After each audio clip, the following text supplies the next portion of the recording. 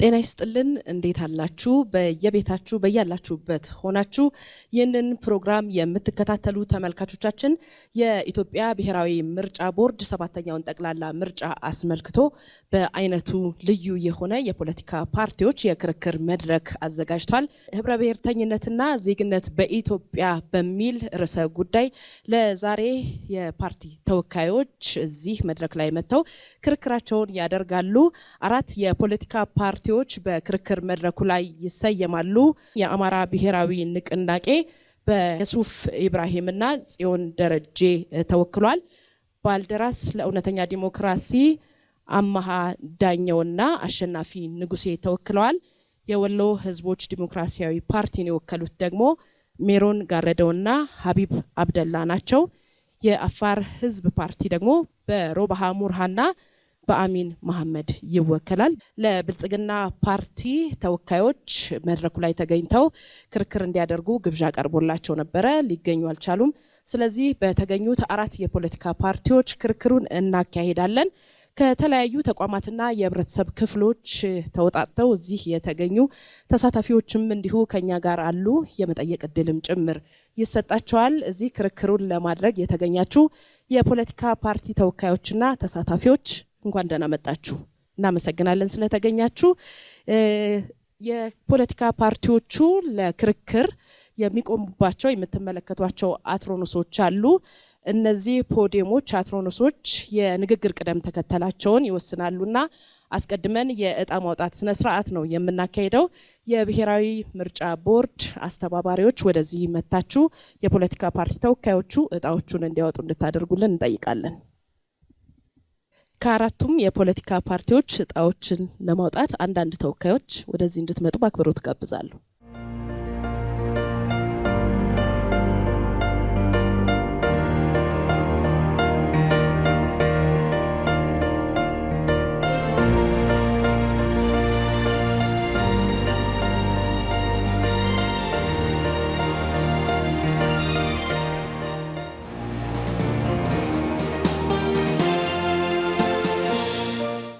እናመሰግናለን። የፖለቲካ ፓርቲ ተወካዮች እንኳን ደህና መጣችሁ። እኔ የሸዋ ማስረሻ እባላለሁ። ይህንን የምርጫ ክርክር በዋናነት እመራለሁ። ባልደረቦቼ አንዱ አለም መናንና መኮንን ጎንፋም እንዲሁ አሉ፣ ጋዜጠኞች ናቸው። ከኛ የሚቀርቡላችሁ ጥያቄዎች ይኖራሉ። ቅደም ተከተላችንን ለማስተዋወቅ ያህል የፕሮግራማችንን መርሃ ግብር በቅድሚያ ፓርቲዎች የመግቢያ ንግግር የማስተዋወቅ እንድታደርጉ በእጣችሁ ቅደም ተከተል ያንን ታደርጋላችሁ። ቀጥሎ ደግሞ በእኔና በባልደረቦቼ አንዳንድ ጥያቄዎች በቅደም ተከተል ይቀርቡላቸዋል። ከተሳታፊዎች መካከል ከተለያዩ የህብረተሰብ ክፍሎችና ተቋማት ወክለው የተገኙአሉና ለነሱም እድል እንሰጣለን። የሚቀርቡላችሁን ጥያቄዎች የምታብራሩበት እድል ታገኛላችሁ። ከዛ በማስከተል ደግሞ እርስ በርሳችሁ ፓርቲዎች ጥያቄዎች ሲኖራችሁ የምትጠያየቁበት ክፍለ ጊዜ ይኖራል። በመጨረሻ የቀራችሁ ማስተላለፍ የምትፈልጉት ጉዳይ ሲኖር ደግሞ ለማጠቃለያ ንግግር 3 ደቂቃዎች ተመድበውላችኋል። በዚህ ቅደም ተከተል ነው የምንሄደው። አስቀድሞ ግን የመግቢያ ንግግር እንድታደርጉ በቅደም ተከተላችሁ መሰረት እድል እንሰጣለን። መቀጠል ይቻላል። እሺ፣ አመሰግናለሁ። በቅድሚያ የተከበራችሁ ውድ ኢትዮጵያውያን ከጥቂት ጊዜያት በኋላ ለሚደረገው ጠቅላላ የ7ኛ ሀገራዊ ምርጫ ሰላማዊና ዲሞክራሲያዊ ሂደቱን ጠብቆ እንዲካሄድ ለምታደርጉት ንቁ ተሳትፎ በእኔና በፓርቲ ስም ልባዊ ምስጋናዬን ላቀርብ እወዳለሁ። በዚህ እጅግ ወሳኝ ሰዓት ሀሳባችንና ትኩረታችንን የህዝባችንን የእርስ በርስ መስተጋብር ሶሻል ፋብሪክ በማጠናከር አካታች የፖለቲካ ምህዳር በመፍጠርና የህዝባችንን የልብ ትርታ ምን እንደሆነ አድምጠን ምላሽ ወደ መስጠት ማዘንበል ይኖርብናል። ክቡራን ተመልካቾች፣ ክቡራን እንግዶች፣ እውነተኛ ነፃነት ማለት ሰው ከእጥረት ከፍርሃትና ከመሰረታዊ ፍላጎቶች እጥረት ነፃ ሆኖ መኖር ማለት ነው። ይህን ግን በተግባር ለመፍጠር የሚቻለው ህብረ ብሔራዊነትን፣ ዜግነትን በትክክል ሲገነቡ ብቻ ነው። በኢትዮጵያ ህብረ ብሔራዊነት በልዩ ልዩ ታሪካዊ ተሞክሮችና ትርጓሜዎች የተቀረጸ ሲሆን ዜግነትም በተለያዩ መንገዶች ተገንዝቦ ተተርጉሟል።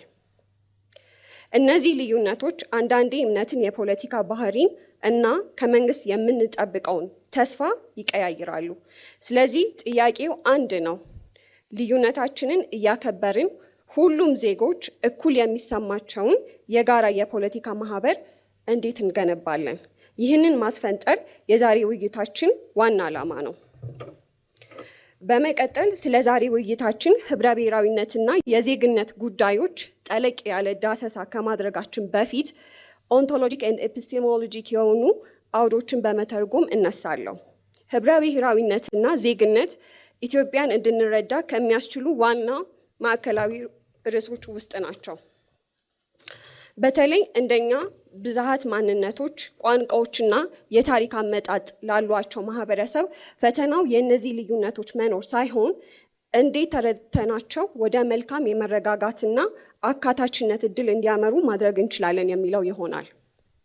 እነዚህን ጽንሰ ሀሳቦችን በምንወያይበት ጊዜ እንዴት የብዝሃነት እሳቤ ተከብረው እና ተጠብቀው ሊቆዩ የሚችሉበትን ሁኔታ መፍጠር እንደሚቻል እየጠየቅን ነው። ሁሉም ዜጎች እኩል የፖለቲካ ማህበረሰብ አባል መሆናቸውን እንዲሰማቸው በማድረግም ጭምር ከዚህ ሀሳብ በመነሳት ህብረ ብሔራዊነት ማለት በአንድ የፖለቲካ ማህበረሰብ ውስጥ የተለያዩ ማንነቶችን አቅፎ የሚይዝ የህብረተሰብ እውነት በሚለው መተርጎም ይችላል። በሌላው በኩል ዜግነት የምንጋራቸውና ፖለቲካዊና ህጋዊ ማንነቶችን ያመላክታል። በእኩል መብቶች፣ እኩል ኃላፊነቶችና እኩል አብሮነት መሰረት በአንድ ማዕዘን ውስጥ ያስቀምጠናል። ከእውቀታዊ አንጻር ጥያቄው እነዚህ ጽንሰ ሀሳቦች እንዴት እንደሚገነዘቡና እንዴት እንደሚተረጎሙ ይሆናል። በኢትዮጵያ ውስጥ የተለያዩ ታሪካዊ ልምዶችና ትርክቶች አንድነትንና ዜግነትን ማህበረሰብ እንዴት እንደሚረዱ ቀርጿል። እነዚህ አስተያየቶች እምነት፣ ፖለቲካዊ ባህሪና ከመንግስት ምን ይጠበቃል የሚለውን ተጽዕኖ ለማሳደር ችለዋል። በአመክንዮ መልክ አንድነት በብዝሃነትና ዜግነት እርስ በርሳቸው ሊደጋገፉ ይገባል። ነገር ግን በተፎካካሪ መንገዶች ሲተረጎሙ በማንነትና በጋራ ባለቤትነት መካከል ግጭቶችን ሊያስነሳ ይችላል። በመሰረቱ ኢትዮጵያ ሁሌም የመድበለ ባህላዊ ሀገር ናት። ነገር ግን ይህንን መድብለ ባህላዊነት በአግባቡ የሚያንጸባርቅ ፖለቲካዊ ስርዓት መገንባት አቅቶናል። በታሪክና በተሞክሮ እንደታየው ሁሉም ኢትዮጵያዊ ብቻ ነው ከሚለው አንስቶ የሰራተኛው መደብና ሁሉም ሰው ማንነቱን በብሔር መግለጽ አለበት። እናመሰግናለን። በተከታይነት የወሎ ህዝቦች ዲሞክራሲያዊ ፓርቲ ሜሮን ጋረደው መቀጠል ይችላሉ። አመሰግናለሁ። ሰላም የሀገሬ ህዝቦች፣ በሁሉም ስፍራ የምትኖሩ ሁሉ ሰላም ለእናንተ ይሁን። ውድ ኢትዮጵያውያን፣ የወሎ ህዝቦች ዲሞክራሲያዊ ፓርቲ በሰባተኛው ሀገራዊና ክልላዊ ምርጫ ቢያሸንፍ ሊተገብራቸው ካሰበው ዘርፈ ብዙ የለውጥ ፕሮግራሞች አንዱ ህብረ ብሔራዊነትና የዜግነት ጉዳይ ነው። ውድ የሀገሬ ህዝቦች፣ ወዴፓ ህብረ ብሔራዊነትን ለማዝለቅ ውስብስብ የሆኑ የህገ መንግስት ማሻሻያ በማድረግ የግለሰብ መብትን የመብቶች ሁሉ ማዕዘን ድንጋይ አድርጎ እንዲወስደው፣ የቡድን መብቶች ከግለሰብ መብቶች የሚመነጩ መሆናቸውን የሚቀበል በዘር ወይም በእምነት ላይ ያልተመሰረተና ያልተማከለ ፌዴራላዊ አስተዳደር እንዲኖረው ይሰራል። የህብረ ብሔራዊነትን ለማዝለቅ የፖለቲካ ስልጣን ምንጭ ከህዝብ ይሁንታ የሚገኝ መሆኑን በማመን በነጻ ፍትሃዊ ምርጫዎች ንቁ ተሳትፎ ለማድረግ አማራጮችን ለህዝብ ያቀርባል። ይህም የህዝብ የሉዓላዊነት መገለጫ እንደሆነና የትግል ስልቱን ፍጹም ሰላማዊ ትግል ይሆናል። ማንኛውም የፖለቲካ ጥያቄዎች በውይይትና በዲሞክራሲያዊ ስርዓት እንዲፈቱ ያደርጋል። እንደ አስፈላጊነቱ ወሳኝ የሆኑ ጉዳዮች ህብረ ብሔራዊነታችንን በሚያጠናክር መልኩ ወደ ህዝብ ውሳኔ እንዲሄዱ ስርዓት በማበጀት የህዝብን ውሳኔ ተግባራዊ ያደርጋል። የዜጎች የሰላም ዲሞክራሲና የኢኮኖሚ ፍትህ ማረጋገጥ እንዳለበት በጽኑ ያምናል። በተለምዶ የኢትዮጵያ ዲያስፖራ ተብሎ የሚጠራው ከኢትዮጵያ ውጭ በሌላ ዓለም ተበትኖ የሚኖረው በአንድ ወቅት ምንጩ ኢትዮጵያዊ የሆነ ሁሉ በዚህ ፕሮግራም ትውልድ ኢትዮጵያዊ ተብሎ የሚጠራ ነው። ከሀገሩ የወጣበት ምክንያት የፈለገው ፖለቲካ፣ ኢኮኖሚያዊና ሌላም ይሁን በፈለገው የተለያዩ ማህበረሰቦች ቋንቋን፣ ሃይማኖትን፣ የሙያ ዘርፍ ወዘተ ለይቶ በተከፋፈለ ሁኔታ በውጭ ሀገራት እየተሰባሰበ ወይም ተበትኖ ይኑር በአንድ ወቅት ምንጩ ኢትዮጵያዊ እስከሆነ ድረስ የሀገራችንን ችግር ለማቃለልና ወደ ተሻለ ሁኔታ ላይ ለማድረስ በሚደረገው ጥረት ሁለንተናዊ ተሳትፎ ለማድረግ ትልቅ ኃይል ነው። ለእነዚህ ዜጎች ሁለተኛ ዜግነት የሚሰጥ የህገ መንግስት ድንጋጌ ይኖረዋል። ሀገራችን የፈረመቻቸውን ዓለም አቀፍ ሰብአዊና ዲሞክራሲያዊ መብቶች የሚደነግጉ ስምምነቶችን ተግባራዊ እንዲሆኑ ያደርጋል። የሀገራችንን ዜግነቶች ልዩ ሁኔታ ባገናዘበ የብሔር የቡድን የብሔረሰብ የሃይማኖት ወዘተ መብቶች ከግለሰብ መብቶች ጋር ግጭት በማይፈጠርበት መልኩ ጥበቃ የሚደረግለት ሲሆን በጥናት ላይ የተመሰረተ የቡድን ፍላጎታቸውን ለማዳበር እንዲችሉ ድጋፍ እናደርጋለን። የሰብአዊና ዲሞክራሲያዊ መብቶችን የሚያስጠብቁና የሚዲያ ተቋማት እንዲሁም ሲቪል ማህበራት የዜጎችን ሰብአዊና ዲሞክራሲያዊ መብት ለማዳበር በነፃነት እንዲደራጁ አስፈላጊውን ድጋፍና ቁጥጥር የሚያደርግ ይሆናል። የኢትዮጵያን የግዛት አንድነት ሊገሰስ የማይችልና የማይገሰስ መሆኑን በኢትዮጵያ ሉዓላዊ ግዛት ውስጥ የሚገኝ ማናቸውም የተፈጥሮ ሀብት የሀገሪቱ ዜጎች ሁሉ የጋራ ሀብት መሆኑን ያምናል። ዜጎች በመላው ሀገሪቱ ያለምንም ገደብ መንቀሳቀስ፣ መስራትና መኖር፣ ሀብት ማጋበት፣ በአካባቢያቸውም ሆነ በሀገሪቱ ፖለቲካ ያለምንም ገደብ መሳተፍ የሚችሉበትን ያልተሸራረፉ መብቶች ያስከብራል። የዜጎችን ሕይወት፣ ነፃነትና ንብረት መጠበቅ የሀገሪቱ መንግስት ተቀዳሚና ፍጹማዊ ግዴታ መሆኑን ይሰራል። የመንግስት አደረጃጀት ፌዴራላዊ ይሆናል። የፌዴራል መንግስትና የአካባቢ አስተዳደሮች ይኖራሉ። የአስተዳደር አካባቢዎች አወቃቀር በሚከተሉት መርሆች የተመሰረተ ይሆናል። ለልማት ስራዎች መልክዓ ምድራዊ አቀማመጥን፣ የህዝብ አሰፋፈር፣ ለአጠቃላይ አስተዳደራዊና ለልማት ስራዎች አመቺነትን፣ ቋንቋ፣ ባህል፣ ስነ ልቦናዊ ቁርጠኝነትና ታሪክን፣ የሀብት ስብጥርና ፍትሃዊነትን፣ ለብሔራዊ መግባባት አመቺ ሁኔታ መፍጠርን መሰረት ባደረገ ሁኔታ ይሆናል። ፌዴራላዊ አወቃቀሩ የተቀመጡትን መርሆች ጠብቆ በህዝብ ውሳኔ ከኢኮኖሚያዊና ፖለቲካዊ እድገታችን ጋራ በመግባባት መንፈስ እየዳበረ የሚሄድ ይሆናል። የሁሉም ብሔር ብሔረሰቦች ቋንቋ በእኩልነት መከበር ከሀገራችን ብሔር ብሔረሰቦች ቋንቋዎች መካከል አማርኛ፣ አፋን ኦሮሞ፣ ትግርኛና ሶማሊኛ እንዲሁም ማህበራዊ፣ ኢኮኖሚያዊ፣ ፖለቲካዊና አካባቢያዊ መስተጋብሮችን ለማሳደግ ለማጽናት አረብኛ ቋንቋ የፌዴራል መንግስቱ ፌዴራል የስራ ቋንቋ ይሆናል። የክፍለ ሀገራት መስተዳድሮች ከፌዴራሉ በተጨማሪ የስራ ቋንቋ እናደርጋለን። ሁሉም ዜጎች በዘር፣ በብሔር፣ በቀለም፣ በጾታ፣ በቋንቋ፣ በሃይማኖት፣ በኢኮኖሚ፣ በፖለቲካ፣ በማህበራዊ ሁኔታ ምክንያት ልዩነት ሳይደረግባቸው ዜጎች በሰውነታቸው እኩል ናቸው። የተዘጉብንን ህብረ ብሔራዊያን አንድነቶችን የሙሉ ዜግነት መብታችንን እንዲከፈት ቁልፍን ይምረጡ። ውስብስብ ችግሮች እንዲፈቱ መፍትሄው ቁልፍን መምረጥ ነውና ዜጎች የጥምር ደቂቃ አልቋል፣ ሰዓት አልቋል። እናመሰግናለን። አመሰግናለሁ። የተከበራችሁ የዚህ መርሃ ግብር ታዳሚዎች፣ ተፎካካሪ ፓርቲዎች፣ በመላው ሀገራችን በተለይም በክልላችን የምትገኙ የሀገራችን ብሔር ብሔረሰቦችና ህዝቦች በቅድሚያ የማክበር ሰላምታችንን እያቀረብን በዛሬው ርዕስ ላይ የፓርቲያችንን ፕሮግራም በአጭሩ ለማስተዋወቅ እንሞክራለን። ዛሬ በዚህ ታሪካዊ መድረክ ላይ የአፋር ህዝብ ፓርቲ የቆመው ለስልጣን ፉክክር ብቻ ሳይሆን ኢትዮጵያ በምትገኝበት ወሳኝ የሽግግር ወቅት ላይ ሚዛናዊና ፍትሃዊ የፖለቲካ አማራጭን ለማቅረብ ነው። ለኛ ፖለቲካ ማለት የህዝብን ድምጽ ማክበር፣ ታሪክን ማረምና የነገዋን ኢትዮጵያ በጽኑ መሰረት ላይ መገንባት ነው። የህብረ ብሔራዊና የራስን እድል በራስ የመወሰን መብት ላይ የአህባ የፖለቲካ ማዕዘን ድንጋይ ህብረ ብሔራዊ ፌዴራሊዝም ማልቲናሽናል ፌዴራሊዝም ነው። ይህ ስርዓት ለኛ ስጦታ ሳይሆን የአፋር ህዝብ ለዘመናት የታገለውና ደሙን የገበረለት የማንነት ጥያቄ ነው። አፋር ህዝብ ፓርቲ እውነተኛ ራስን ማስተዳደር ማለት በወረቀት ላይ የሰፈረ መብት ብቻ አይደለም። ክልላችን በራሱ ፖለቲካዊ፣ ኢኮኖሚያዊና ማህበራዊ ጉዳዮች ላይ ያለ ፌዴራል መንግስት ጣልቃ ገብነት የመወሰን ሙሉ ሉዓላዊነት ሊኖረው ይገባል። አህባም ይህ ተግባራዊ እንዲሆን በጽኑ ይሰራል። ተቋማዊ ግንባታ ላይ በክልላችን ነፃ የፍትህ ተቋማት፣ ገለልተኛ የፖሊስ ኃይልና ዲሞክራሲያዊ መዋቅሮችን በመገንባት ህዝባችን ያለምንም ፍርሃት ራሱን የሚያስተዳድርበትን እድል እናመቻቻለን። የዜግነት ፖለቲካ በብዝሃነት ማዕቀፍ ዛሬ በሀገራችን ዜግነትና ብሔርተኝነትን እንደ ተቀራኒ ዋልታዎች ሲቀርቡ ይስተዋላል። አህባ ግን ይህን ትርክት ይቃወማል። ሁለንተናዊ ዜግነት ኢንክሉሲቭ ሲቲዝንሺፕ ምርጫችንና ግባችን ነው። ዜግነት ማለት የአንድን ብሔር ማንነት መደምሰስ ወይም ሁሉንም አንድ አይነት ማድረግ አሲሚሌሽን አይደለም። እውነተኛ ዜግነት የሚረጋገጠው የግለሰብ መብቶችን ከቡድን መብቶች ጋር ሲታረቁ ብቻ ነው። የመሬት ባለቤትነት ላይ የአፋር አርብቶ አደር ከመሬቱ ጋር ያለው ቁርኝት የታሪክ የባህልና የህልውና ጉዳይ ነው። ዜግነት የሚለውን ካባ በመደረብ ይህንን ጥንታዊ የመሬት ባለቤትነት መብት ለመናድ የሚደረግ ማንኛውም ሙከራ አህባ አጥብቆ ይቃወማል። ዜግነት ለአፋር ህዝብ ትርጉም የሚኖረው በገዛ መሬቱ ላይ ባለቤትነቱ ሲከበርና በሀገራዊ ሀብት ክፍፍል ላይ እኩል ተጠቃሚ ሲሆን ብቻ ነው። ቋንቋ፣ ባህልና የሀገር ግንባታ ሲናይ ኢትዮጵያ የባህሎችና የቋንቋዎች ሙዚየም ናት። የአፋር ቋንቋ የክልላችን የስራ ቋንቋ ብቻ ሳይሆን የሳይንስና የቴክኖሎጂ ቋንቋ እንዲሆን የፓርቲያችንን ቁልፍ ስትራቴጂ ነው።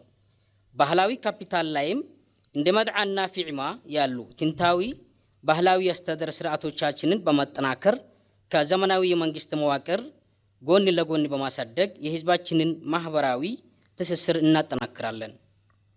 የሀገር ግንባታ ጥሪዎች ላይ ሀገር ግንባታ ኔሽን ቢልዲንግ ማለት ለአህባ የአንድን ወገን ማንነት በሌላው ላይ መጫን ሳይሆን የሁላችንም ድምጽ ያካተተ የጋራ ኢትዮጵያን መፍጠር ነው። አህባን ይምረጡ፣ ለነገዋ ኢትዮጵያ ዛሬ አህባን ይምረጡ። አመሰግናለሁ። እናመሰግናለን። አሚን መሐመድ ከአፋር ህዝብ ፓርቲ። በተከታይነት ከባልደራስ ለእውነተኛ ዲሞክራሲ አማሃ ዳኘው ይቀጥሉ። አመሰግናለሁ። ውድ ኢትዮጵያውያን፣ ውድ የዚህ ፕሮግራም ታዳሚዎች፣ እንግዲህ የተሰጠን አርዕስት ያው ስለ ህብረ ብሔራዊነትና ስለ ዜግነት ነው። ባልደራስ እንግዲህ እንደሚታወቀው ያው ሁለቱንም አጣጥሞ የሚሄድ ፓርቲ ነው። ዋናው ነገር ግን በዜግነት ፕሮግራም በዜግነት ፍልስፍና ወይም በዜግነት ፖለቲካ ሀገራችን ብትመራ በሀገር ውስጥ ያሉትን ሌሎች ብሔረሰቦች ጭቆና ይደረግባቸዋል ማለት አይደለም። ሀገሪቱ ህብረ ብሔራዊ ናት፣ ሁናም ቆይታለች ለሺህ ዘመናት። ግን ነፃነቷን ጠብቃ እርስ በርስ ተከባብረው ብሔረሰቦቹ የተለያዩ ቋንቋ ተናጋሪዎች የተለያዩ ባህል ያላቸው እርስ በርስ ተከባብረው ቆይተዋል እና ዋናው ነገር ግን በእኛ አመለካከት ሀገርን ለማረጋጋት ኢትዮጵያ የምትከተለውን ፖለቲካ ለማረጋጋት የግዴታ ለዜግነት ፖለቲካ ቅድሚያ መስጠት ያስፈልጋል። ይሄ ሲባል ግን ሌሎች ባህሎች ሌሎች ቋንቋዎች ይረገጣሉ ማለት አይደለም። በእኛ አመለካከት በእኛ ፓርቲ አመለካከት የዜግነት መብት ሲከበር ሌሎች መብቶች ሁሉ አብረው ይከበራሉ። አንድን ዜጋ ስታከብረው የሚናገረውን ባህል አክብረህ ነው፣ የሚናገረውን ቋንቋ አክብረህ ነው። ያን ሳታረግ የዜግነት መብት የሚባል ነገር ሊኖር አይችልም። ለምን? ዜጋ የሀገር ዜጋ ይሁን እንጂ የተለያየ የህብረተሰብ ክፍል የተለያየ ባህል የተለያየ ቋንቋ ተናጋሪ ይሆናል በአንድ ሀገር ውስጥ እና እነዚህ ባህል ቋንቋ የሚባሉ ነገሮች ሃይማኖት የሚባሉ ነገሮች እርግጥ በጋራ በርከት ያለውን ማህበረሰብ የሚያሰባስቡ ቢሆንም አገር ግን መመራት ያለበት በእነዚህ መሆን የለበትም። አገር ማለት የተለያየ ቋንቋ የተለያየ ሃይማኖት የተለያየ ባህል ያላቸውን የማህበረሰብ ስብስቦች አካቶ የሚገኝ ትልቅ ድንኳን ማለት ነው አገር ማለት። ይሄ አገር የሚባል ሁሉንም የተለያዩ ማህበረሰቦች ልዩ የሆኑባቸውን ጠባዮች እንደ ባህል እንደ ቋንቋ እንደ ሃይማኖት ያካተተ ድንኳን እንደመሆኑ መጠን እነዚህ መከበራቸው የግድ ነው። ግን አገር መመራት ያለበት ከነዚህ በላይ በሆነ ዜግነት በሚባል ፈርጅ ነው መመራት ያለበት። ይሄ ማለት ምንድነው? ማንም የፈለገውን ቋንቋ ይናገር፣ የፈለገውን ባህል ይከተል፣ የፈለገውን ሃይማኖት ይመን፣ የዛ አገር ዜጋ እኩል መብት አለው። በየትኛውም የሀገሪቱ ዘርፍ ቢኖር ወይም በየትኛውም የሀገሪቱ አካባቢ ቢኖር ያ ዜጋ ባህሉ ተጠብቆለት ቋንቋው ተጠብቆለት ከዛ በላይ የሆኑ ፖለቲካዊ መብቶች የመናገር ነፃነት፣ የመስራት ነፃነት፣ በየቦታው ሂዶ የመስራት ነፃነት፣ በየሄደበት አካባቢ ሀብት አፍርቶ ተደላድሎ የመኖር ቤተሰብ መስርቶ የመኖር መብቱ ሲከበር የቡድን መብቶች የሚባሉ ሁሉ ይከበራሉ። ሁለቱን እንደተጻራሪ አድርጎ ማቅረብ ትንሽ የተሳሳተ አመለካከት ነው። ለምን? አሁን እንደምታዩት ወደ 7000 ቋንቋዎች አሉ በዓለም ላይ። በዓለም ላይ ያሉት ሀገሮች ግን 193 ብቻ ናቸው። እና ይሄ ማለት ምንድነው? እንግዲህ አገር እነዚህን እምነትን ቋንቋን ባህልን አቅፎ ያዙ ትንሽ ሀገሮች አሉ፣ ብዙ ቋንቋ አለ እና ዋናው ነገር የዜግነት መብት ሲከበር የወል መብት ይከበራል። የወል መብት ማይከበርበት የዜግነት መብት የለም። እናመሰግናለን። ለትውውቅ የተሰጣችሁን ደቂቃዎች ተጠቅማችኋል። በተከታይነት ከኛ የሚቀርቡላችሁን ጥያቄዎች ነው የምትመልሱት። የዜግነትና ቡድን መብትን የተመለከቱ ናቸው። ቀዳሚው ጥያቄያችን ለአብን ነው። እንግዲህ እናንተ በርዕዮተ ዓለም የምትከተሉትንም ስንመለከተ ሊበራል ናችሁ፣ ለዜግነት መብት ቅድሚያ ትሰጣላችሁ። ከስያሜያችሁ እንደምንረዳው ደግሞ ብሔርንም መሰረት ያደረገ ነውና ሁለቱን እንዴት አስታርቃችሁ ትሄዳላችሁ? ከአብን የሱፍ ኢብራሂም ይመልሳሉ። እሺ፣ አመሰግናለሁ። ይሄ ጥያቄ በተመሳሳይ መድረክ በተለያየ ጊዜና አጋጣሚዎች የሚቀርብ ነው። ግልጽ መሆን ያለበት መሰረታዊ ጥያቄ እንደሆነ እንረዳለን እና እኛ የአማራ ፓርቲ የብሔር ፓርቲ የሆንበት በቂ ምክንያት አለ። በኢትዮጵያ ተጨባጭ የፖለቲካ ምክንያት ነው። እንደ አማራ ስንደራጅ የአማራ ማህበረሰብ የበላይ ነው ወይም የበላይ መሆን አለበት በሚል እሳቤ አይደለም። ከብሔር ውጭ ሌላ ተጨባጭ የፖለቲካ ማደራጃ ኢትዮጵያ ውስጥ ስለሌለ ነው መነሻው።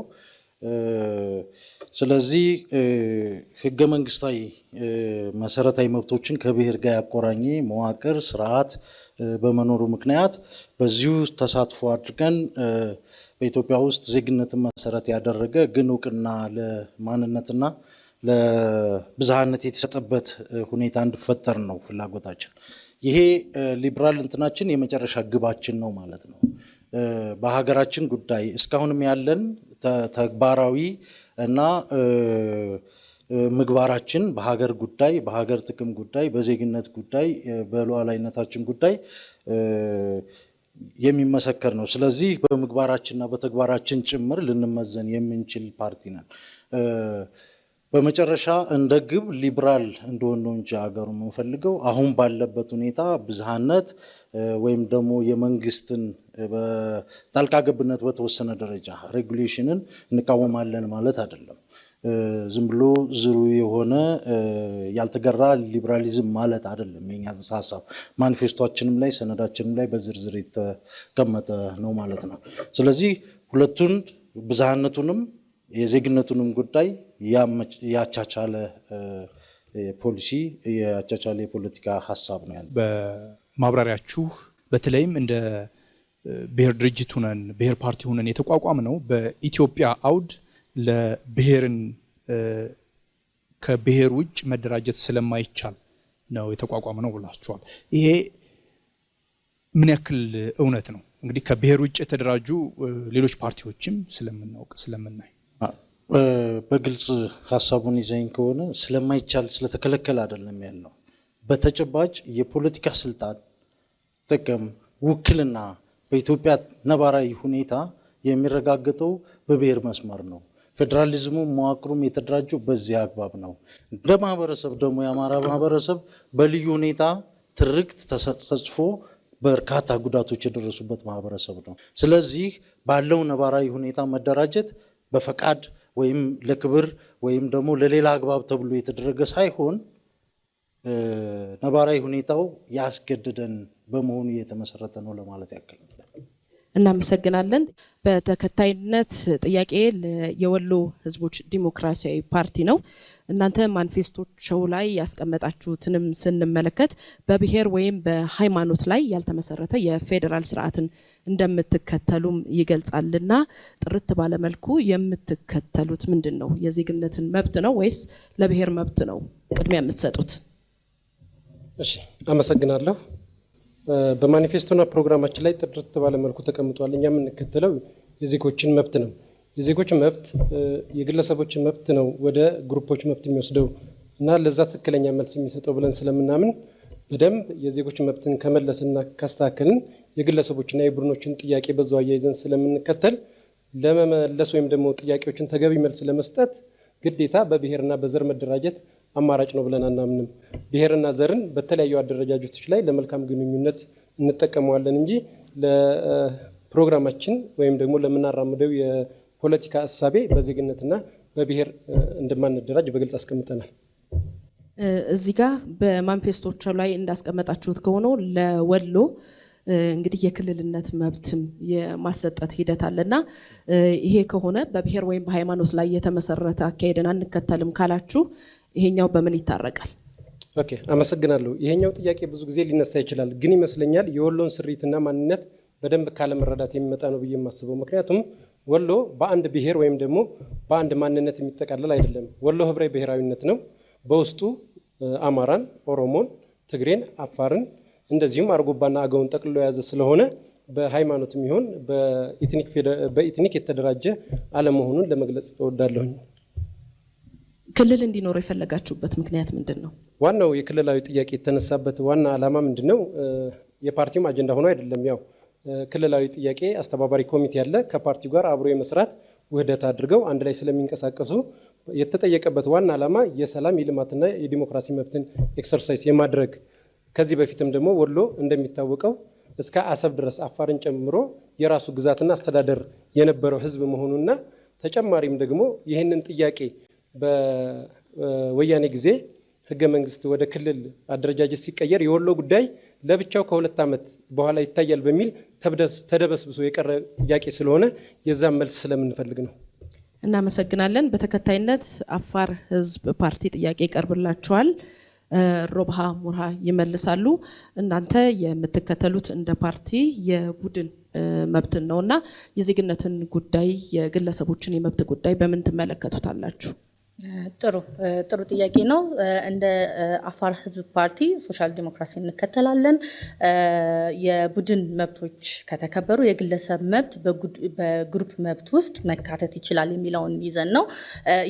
የግለሰብ መብቶች ስንል የማውራት ፍሪደም ኦፍ ራይት፣ ፍሪደም ኦፍ ስፒች፣ ፍሪደም ኦፍ ቮት እነዚህ ነገሮችን ያካተተ ሆኖ በዛው ልክ ደግሞ የግሩፕ መብቶችን ስንመልስ ደግሞ በቋንቋው የማውራት በቋንቋውን ማበልጸግ እንዲሁም ደግሞ አስፈላጊ የሆኑ የቡድን ጥያቄዎችን የሚመለሱበትን ሂደቶች የምንሰራበት ይሆናል ብለን ነው የምናምነው። የግለሰብ መብት ይሄ ማለት የግለሰብ መብት እንጨፈልቃለን ማለት አይደለም። የግለሰብ መብቶች ተከብረው የግለሰብ መብቶች ደግሞ በግሩፕ መብት አንድ አካል ሆነው የብዝሃነት መብትን እያከበርን እንሰራለን የሚል ነው ማለት ነው። እናመሰግናለን። ባልደራስ ለእውነተኛ ዲሞክራሲ ቀደም ሲልም እንዳብራሩት የዜግነትን ጉዳይ ቅድሚያ ትሰጣላችሁ። ያ ማለት የቡድን መብትንም በሚጥስ መልኩ እንዳልሆነ አብራርተዋል። ነገር ግን አሁን ላይ በተለይ የቡድን መብታቸው እንዲከበርላቸው የሚፈልጉ ዜጎችም ይኖራሉና ይህንን ጉዳይ በምን መንገድ ነው ልትመልሱት ያሰባችሁት? ሁለቱ ታርቀው መሄዳቸው እንዳለ ሆኖ የቡድን መብት እንዲከበርላቸው የሚፈልጉ ዜጎች ሲመጡ የነሱን ጥያቄዎች በተለይም ደግሞ የክልል አደረጃጀቶችስ ላይ ለውጥ የማድረግ እቅድ ይኖራቸዋል? የቡድን መብት የሚከበረው እንግዲህ በፌዴራሊዝም የውስጥ አከላለሎችን በምን መልክ ይካለሉ በሚለው ነው። በእኛ ማኒፌስቶ ውስጥ 34 ራስ ገዝ አድያማት እንዲኖሩ በጥናት አቅርበናል እና 7 የፌዴራል ራስ ገዝ የሆኑ የፌዴራል ከተሞች ማለትም ከአዲስ አበባና ከድሬዳዋ በተጨማሪ መቀሌን፣ ጅማን፣ ሐዋሳን፣ አርባ ምንጭን የሚያካልሉ የፌዴራል ከተሞች ራስ ገዝ የሆኑ 34 ደግሞ ራስ ገዝ አድያማት። ስለዚህ የቡድን መብት የሚባለው በመንግስት አደረጃጀት የሚገለጽ ነው። እኛ በማኒፌስቶአችን ውስጥ 34 ራስ ገዝ አድያማት ይኖራሉ። አሁን ያሉትን እንደ ኦሮሞ እንደ አማራ ያሉትን ከኢትዮጵያ ታሪክ ጋር አብረው ሊሄዱ የማይችሉ ክልሎች እንበታተናቸዋለን። የነዚህ ከተሞች የሥራ ቋንቋ ምን እንዲሆን ነው የምታስቡት? የክልሎቹ የቋንቋ አጠቃቀምን በሚመለከት ማኒፌስቶአችን በዝርዝር አውጥቷል። በማንም ሀገር የሥራ ቋንቋ ይመልሱልኝ። እኛ የሥራ ቋንቋ እንዲሆኑ የምንፈልገው በየክልሉ ለምሳሌ በ34 ቋንቋዎች ክልሎች አሉ። ለምሳሌ በአፋር አፋርኛና አማርኛ ነው የሚሆነው። ኦሮሞና አማራ የሚባሉ ክልሎችን እንበትንና ወደ ድሮ ግዛቶቻቸው እንመልሳለን። ሸዋ፣ ጎጃም፣ ጎንደር እንደዚህ የሚባሉ ለአማራ ክልሎች የአማራና እንግሊዘኛ ነው የሚሆነው። የፌዴራል የሥራ ቋንቋ አማርኛና እንግሊዘኛ እንዲሆኑ ነው በማኒፌስቶአችን ውስጥ ያቀረብ ነው። ሌሎች ክልሎች ግን አሁን ለምሳሌ አርሲ ቢሆን ኦሮምኛና አማርኛ ይሆናል። አፋር እንዳልኩት አፋርና አማርኛ ይሆናል። ሶማሌ ሶማሌኛና አማርኛ ይሆናል። እንደዚህ አርገድ በየክልሎች ውስጥ አቅርበናል። ለአብዛኛዎቹ የደቡብ ክልሎች የሥራ ቋንቋ አማርኛና እንግሊዘኛ ይሆናል። አመሰግናለሁ። ተመልካቾቻችን በያላችሁበት ሆናችሁ የኢትዮጵያ ብሔራዊ ምርጫ ቦርድ 7ኛውን ጠቅላላ ምርጫ አስመልክቶ እያደረገ ያለውን የፖለቲካ ፓርቲዎች የክርክር መድረክ ነው እየተከታተላችሁ የምትገኙት። እንቀጥላለን። ባልደረቦቼ ደግሞ ጥያቄዎች ይኖሯቸዋልና ከነሱ የሚመጡትን ጥያቄዎችም እንዲሁ በሁለት ደቂቃ ተመልሳላችሁ። መኮንን ጎፋ ይቀጥላል።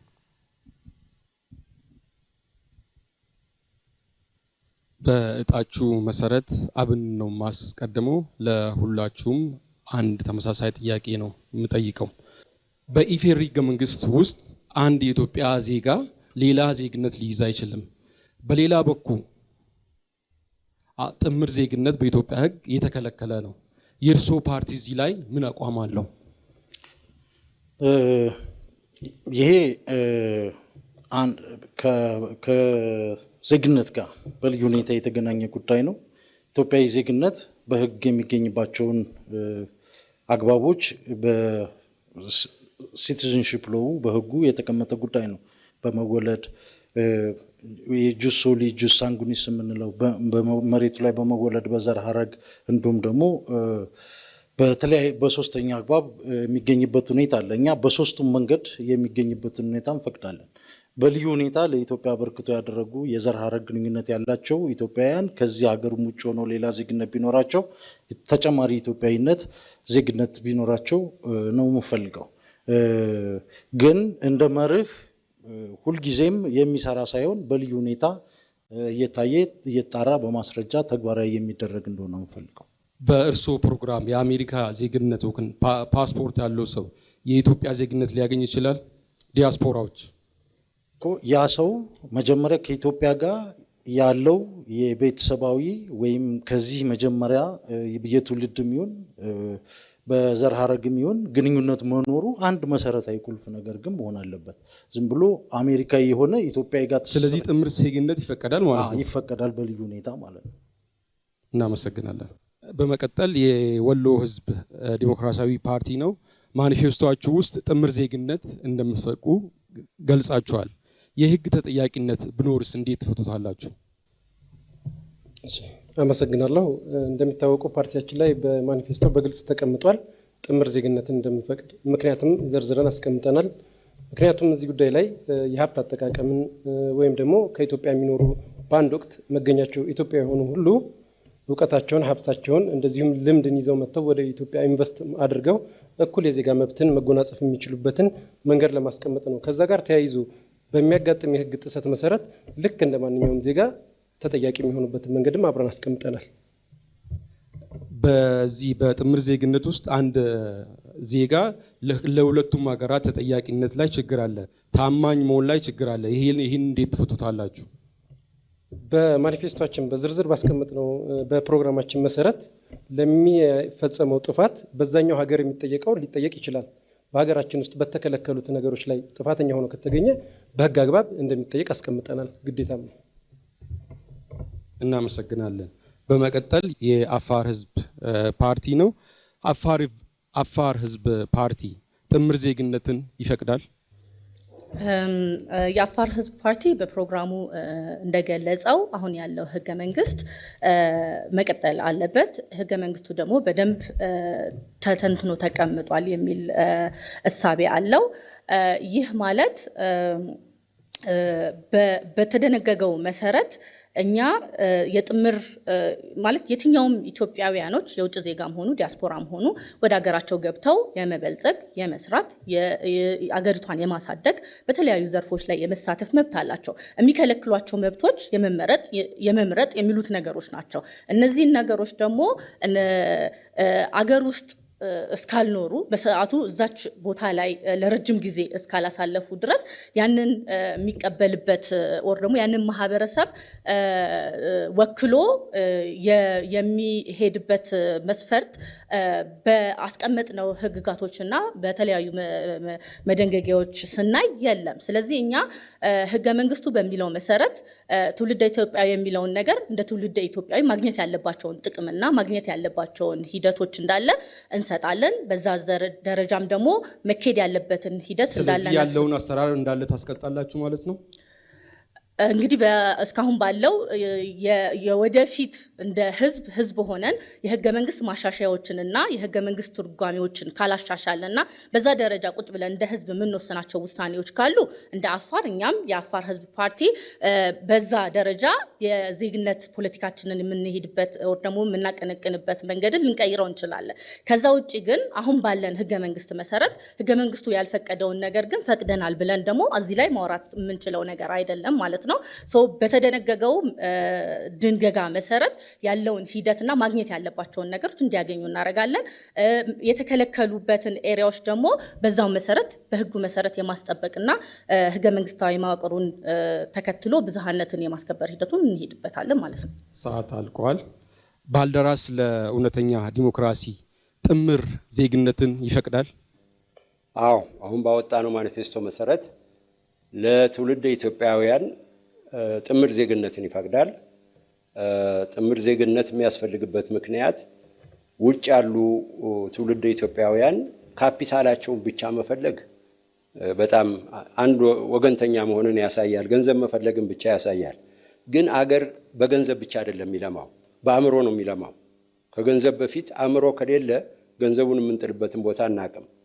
ውጭ ኢትዮጵያውያን የስራ ልምድ አላቸው፣ ከፍተኛ ደግሞ ዕውቀት አላቸው የተማሩት።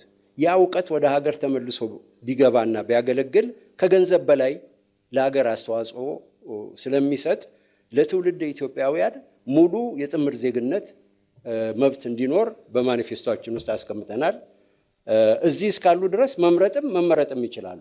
በእኛ ስልጣን ብንይዝ ትውልድ ኢትዮጵያውያን እስከሆኑ ድረስ መምረጥም መምረጥ በተለይ ይከለክላል ያሁን ህገ መንግስት። እኛ ስልጣን ላይ ብንወጣ ይሄንን ህገ መንግስትም ስለምናግደው ሌላ ህገ መንግስት እንዲቀረጽ ስለምንፈልግ አንድ ሰው ሁለት አገራት ላይ ታማኝ መሆን ይጠበቅበታል። ይሄንን እንዴት ትፈቱታላችሁ? ታማኝ የመሆን ጉዳይ በሁለቱ ሀገሮች ህጎች የሚታይ ነው። ያ አንድ ሰው ምናልባት የመንግስት ስልጣን ላይ ቁጭ ብሎ ለሁለት ሀገር ያገለግላል ሊባል ይችል ይሆናል። ይሄ እንግዲህ ህግ አለው። ሁሉም ሀገር እኮ ህግ አለው እና ህጉን ደግሞ የሚያስተረጉሙ የህግ አካላት አሉ፣ የህግ ደግሞ አስፈጻሚዎች አሉ እና በእኛ አመለካከት የመንግስትም ባለስልጣን የሁለቱ ሀገራት ህግ ሲጋጭ የትኛው ነው ተግባራዊ የሚሆነው? የሚጋጭበት ሁኔታ አይኖርም። ለምን? ይሄንን የሚከታተሉ የህግ ተርጓሚ አካላት የህግ አስፈጻሚ አካላት ስላሉ በሚጋጭበት ጊዜ በየሀገሩ ህግ መሰረት ለህግ ይቀርባል። ሰዓት አልቋል። የተሰጠው ሰዓት። እናመሰግናለን። እናመሰግናለን። በተከታይነት ደግሞ ከጋዜጠኛ አንዱዓለም መናን ጥያቄዎች ይቀርቡላችኋል። አመሰግናለሁ። በተሰጣችሁ ረድፍ ወይም ባወጣችሁ ዕጣ መሰረት ጥያቄው የማቀርብ ይሆናል። በኢትዮጵያ ህገ መንግስት በመግቢያውም ወይም ባላማውም እንዲሁም ደግሞ በአንቀጻት በህገ መንግስቱ አንቀጻት መካከል በዋናነት ለቡድን መብቶች ቅድሚያ ሰጥቷል። ስለዚህ በህገ መንግስቱ ላይ ማሻሻያ ታደርጉ ይሆን? የምታደርጉት ማሻሻያ ምን አይነት ሊሆን ይችላል? የምታደርጉ ከሆነ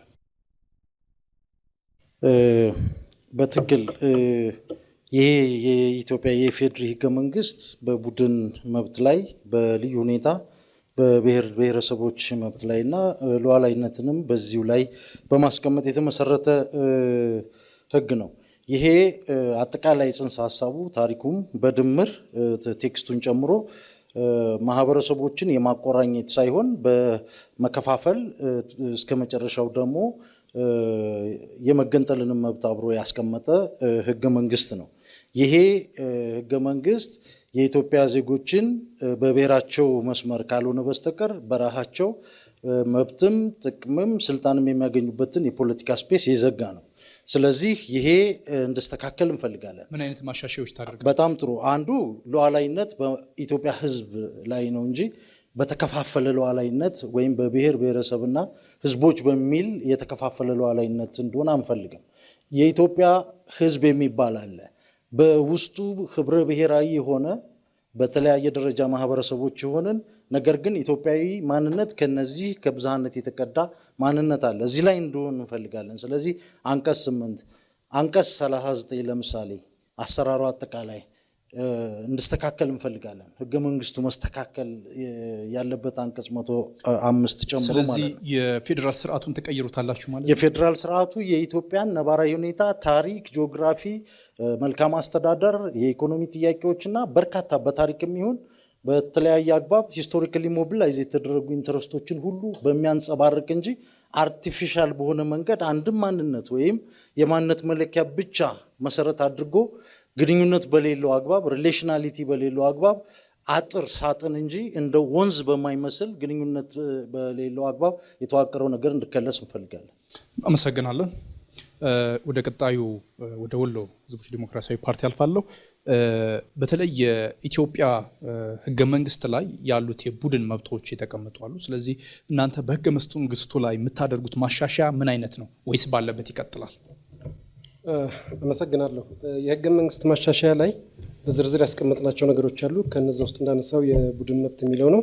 እኛ የመጀመሪያ ከቡድን መብት በፊት የግለሰብ መብት መቅደም አለበት ብለናል።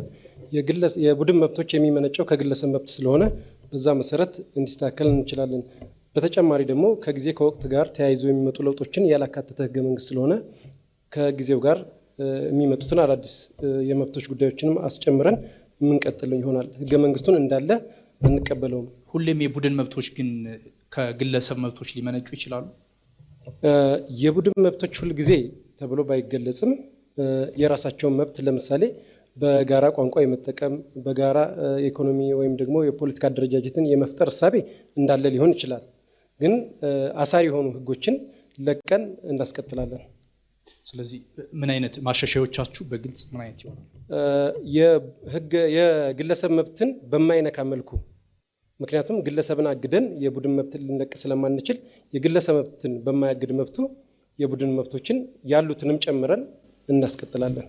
ስለዚህ እናንተ የወሎ ዲሞክራሲያዊ ፓርቲ ነው ስያሜያችሁ።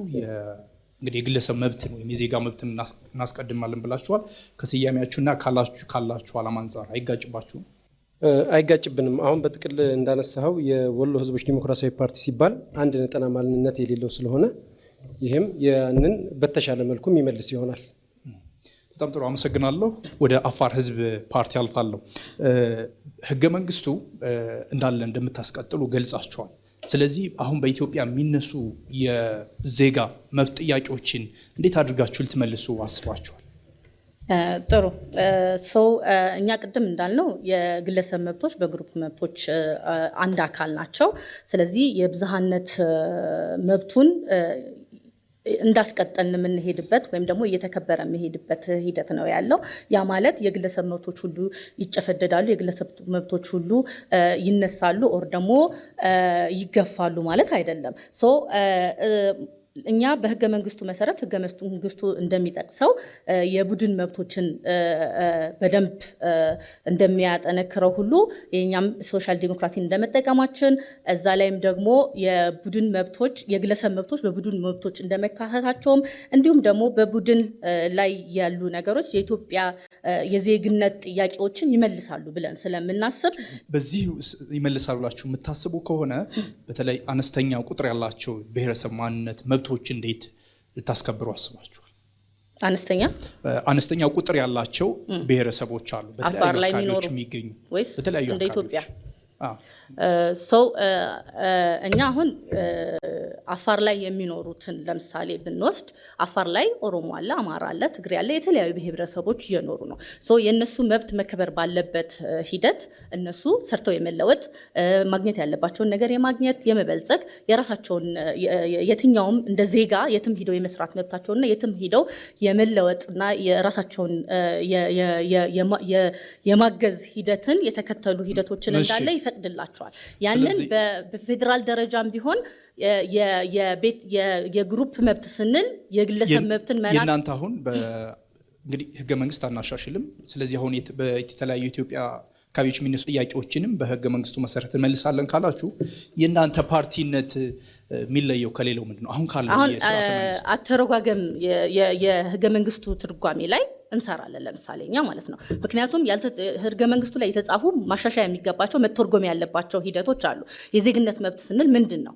የቡድን መብት ስንል ምንድን ነው? መተርተን ካለበት መተርጎም ካለበት በምን መልኩ መተርጎም አለበት የሚለውን ተቀምጦ እንዲተረጎምና በተተረጎመው መሰረት ደግሞ ተግባራዊ እንዲሆን እናደርጋለን። ስለዚህ ያ ማለት ሙሉ በሙሉ ህገ መንግስቱ እንዳለችው ቅንጭብ ብላ ትቀመጥ አይደለም። የትኛውም ሀገር ላይ ሂዳችሁ ስታዩ አሁን በዓለም ደረጃ ህገ መንግስቱ አይቀየርም፣ ግን ማሻሻያዎችና ትርጉሞች ይሰሩበታል። አመሰግናለሁ። ወደ ባልደራስ ለእውነተኛ ዲሞክራሲ አልፋለሁ። እናንተ በተለይም የዚህ ጥያቄ አንጻር የዜግነት መብትን እንደምታስቀድሙ ገልጻቸዋል። የቡድን መብት ደግሞ ከዜግነት መብት እንደሚበልጥባቸው የሚገልጹ አካባቢዎች፣ ብሔረሰቦች አሉ። ስለዚህ እሱን ጥያቄዎች እንዴት ልትመልሱ አስባችኋል? ያው መሰረታዊ የፖለቲካ ፍልስፍና ሲታይ የቡድን መልክ የግለሰብ መብት የሰፋ ነው። ያ ግለሰብ ቋንቋ አለው፣ ባህል አለው። ቋንቋ ባህል የሌለው እኮ ግለሰብ እኮ የለም። ስለዚህ የቡድን መብት ከግለሰብ መብት በላይ ነው የሚባለው ነገር አይሰራም። ሁሉም ግለሰብ ቋንቋ አለው፣ ባህል አለው። ይሄ ሀገራዊ ብሔረተኝነትና ዘውጌ ብሔረተኝነት የሚለዩበት ሁኔታ እነዚህ የተፈጥሮ ጉዳዮች ናቸው። አንድ ሰው ከእናት አባቱ ሲወለድ ቋንቋ አላቸው፣ ባህል አላቸው። ፖለቲካ ግን የዜጎች መብት ነው። ቋንቋና ባህልን ፖለቲካ ማድረግ አያዋጣም። የዚህ ሀገር ችግሩ ይሄ ነው። ቋንቋና ባህል የተፈጥሮ ወይም ከቤተሰብ የተወረሱ ነገሮች ስለመሆናቸው እምነትም ጭምር በግለሰብ ብቻ የማይገለጹ የቡድን መብቶች አሉ ለምሳሌ። ስለዚህ እነሱ እንዴት ነው ታስታውቃላችሁ? ለምሳሌ ከመሬት መብት እንደ ብሔር የሚነሱ ጥያቄዎች አሉ። ከመሬት ጋር ተያይዞ አይነት የቡድን መብቶች አሉ። ስለዚህ እነሱን አይነት እሱ ቀላል ነው። በሀገራችን ያሉት የግልና የአርብቶ አደር መሬት ነው። የአርብቶ አደር መሬት በወል ነው የሚያዘው፣ ሲያዝም የቆየው እንደሱ ነው። እኛም የምናስቀጥለው እሱን ነው። ግን የእርሻ መሬቶች እና የግል ይዞታ ሆነው የነበሩ መሬቶች ወደ ግል ይዞታ ነው እንጂ ወደ መንግስት ይዞታ መቀየር የለባቸው። ስለዚህ የወል መሬትን በሚመለከት በአርብቶ አደር አካባቢ ያለ ጉዳይ ስለሆነ ያ እንደ ባህላቸው እንደኖሩበት በዛው መልክ የወል ሆኖ ይቀጥላል። ስለዚህ አሁን ባለው ሌላው ግን ህገ መንግስት ውስጥ የምታስተካክሉት በአጭሩ የቡድን መብትን ትተዋላችሁ ብለን የቡድን መብት መተው ፖለቲካ ትርጓሜው ኔጌቲቭ ይመስላል። ግን የግለሰብ መብት ሲከበር የማይከበር የቡድን መብት የለም። አሁን እንደምልህ ነው። ባህልና ቋንቋ እነዚህ ይከበራሉ። ግን የአሁኑ ችግሩ ምንድን ነው? የወል መብትን የበላይ በምታደርግበት ጊዜ ለምሳሌ በአፋር ክልል አማራው ይኖራል እንጂ አማራው ለፖለቲካ ስልጣን አይመረጥም። ኦሮሞ ውስጥ አይመረጥም፣ ሶማሌ ውስጥ አይመረጥም። ይሄ ነው። ይሄ የወል መብት የሌላውን መብት ይደፈጥጣል። ስለዚህ የዜግነት መብት ከሆነ አፋር ውስጥ፣ ኦሮሞ ውስጥ፣ ትግራይ ውስጥ ኦሮሞውም አማራውም መመረጥ አለበት። ሰዓት ጨርሰዋል። አመሰግናለሁ።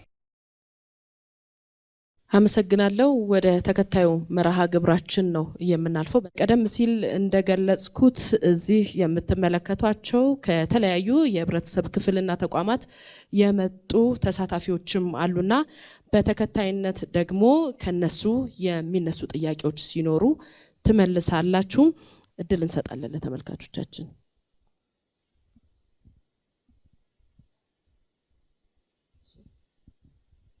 የኔ ጥያቄ አንድ ለባልደራስ አሁን ያነሳችሁት ከቡድን ጥያቄ ለግለሰብ ዙሪያ እንሰራለን ብላችኋል።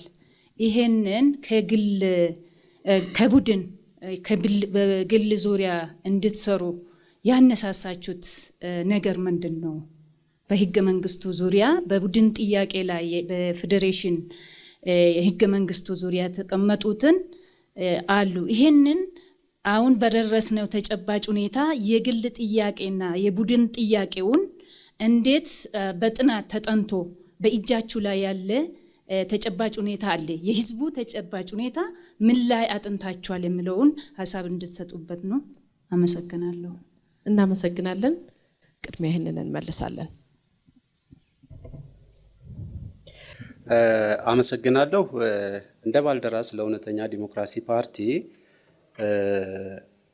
ከቡድን ይልቅ ለግለሰብ መብት ብላችሁ እንዴት የግለሰብ የቡድኑን መብት ልትመልሱ ትችላላችሁ ወይም ደግሞ የተረጋጋ ስርዓት ልታመጡ ትችላላችሁ የሚል ነው። እውነት ለመናገር አሁን ያለው እኮ የኢፌዴሪ ህገ መንግስት የቡድንን መብት የሚያስቀድም ነው።